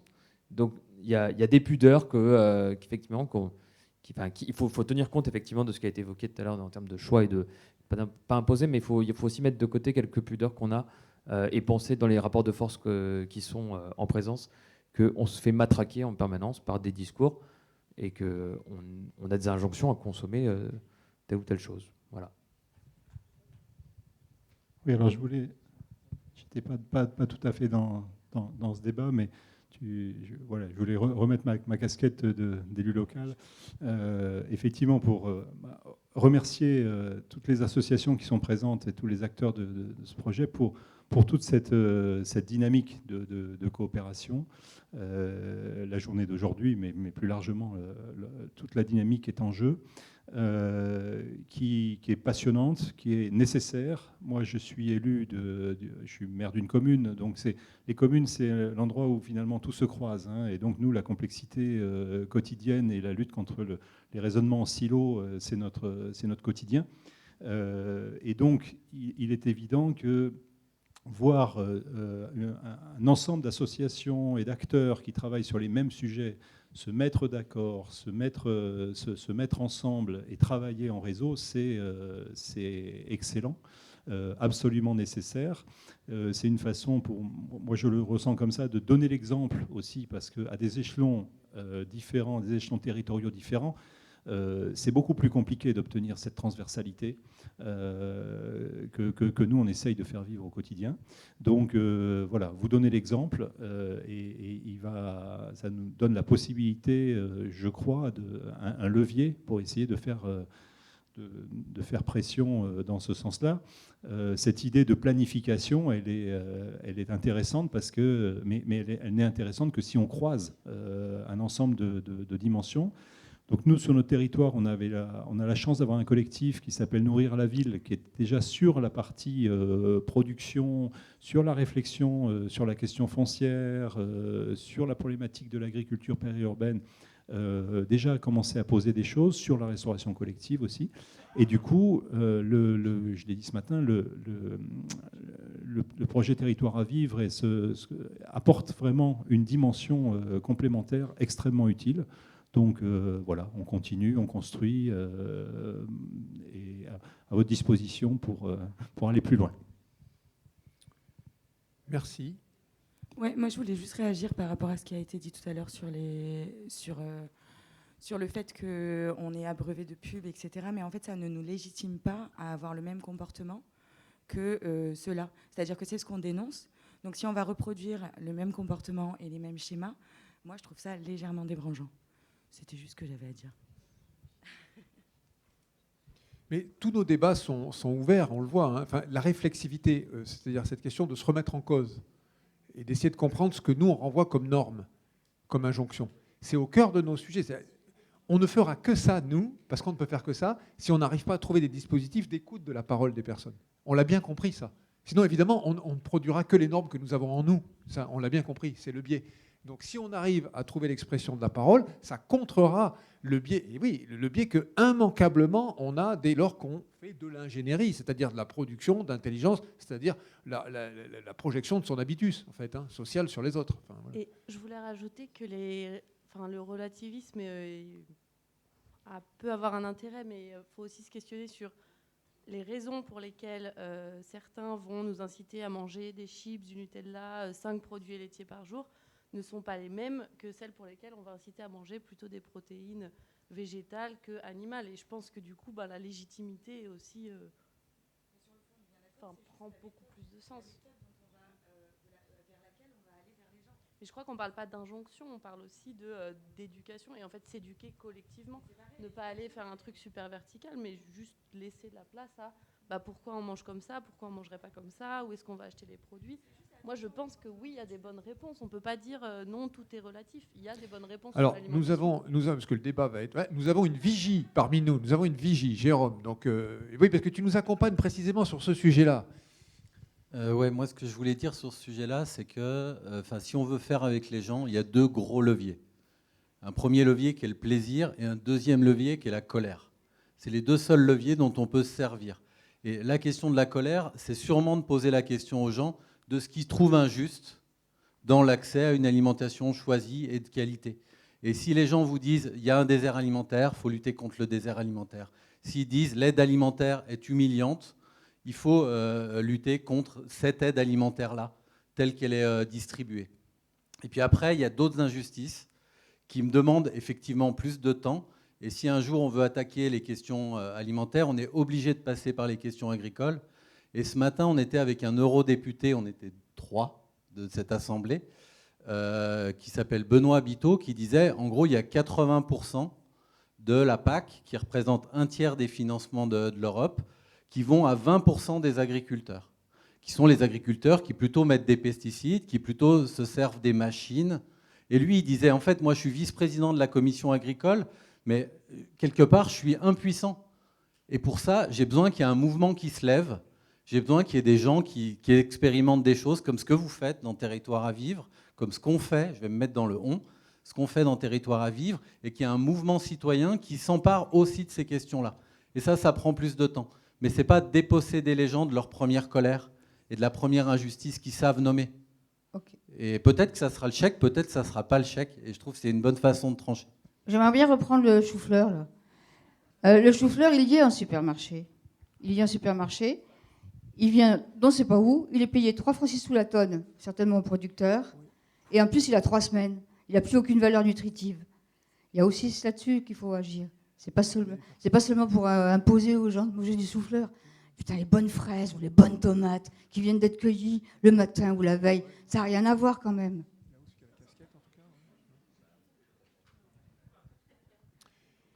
Voilà, je crois que nous sommes entrés dans une autre phase du débat. Et voilà, un apéro fait d'apéricube, naturellement, ainsi que de, comment on appelle ça là, c'était quoi les trucs addictifs là que tu bouffes? Les chips, oignons, etc. C'est-à-dire nous savons nous-mêmes faire des concessions pour la grandeur de la France. Merci à vous toutes et à vous tous. Est-ce qu'il y a encore une dernière prise de parole? Quelqu'un qui dit, tiens, je vais conclure la journée. Ah ben voilà. Dominique. Dominique et Jean-Michel. Et Jean-Michel, merci de conclure Viens cette journée. Viens avec moi, Jean-Michel.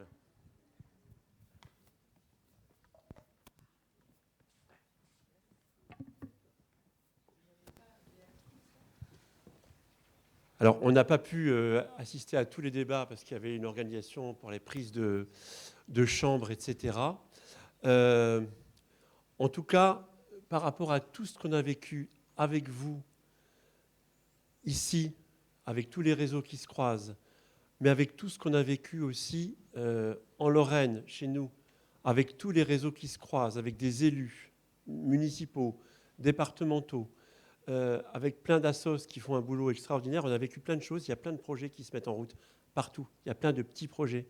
Et c'est comment faire en sorte que ces petits projets se rassemblent. Et Jean-Michel me disait, Jean-Michel est toujours un peu brut de décoffrage, il dit les choses qu'il a sur le cœur. Et il me disait des choses là-haut que je voudrais que tu redises tout de suite, Jean-Michel. Je disais tout simplement que l'agriculture, j'ai entendu que vous parliez de la Fédé, de tout ça, et je dis que le gouvernement il arrête de subventionner les biogaz, qu'on sait très bien que c'est une connerie monstre. En Allemagne, ils ont tout arrêté. Nous, on le fait. C'est subventionné à 80%. Et demain, faites un jardin, demandez une subvention, vous n'en aurez pas. Et donc, je pense que le monsieur a dit, on a encore la solution, c'est dimanche prochain. Donc, allez-y.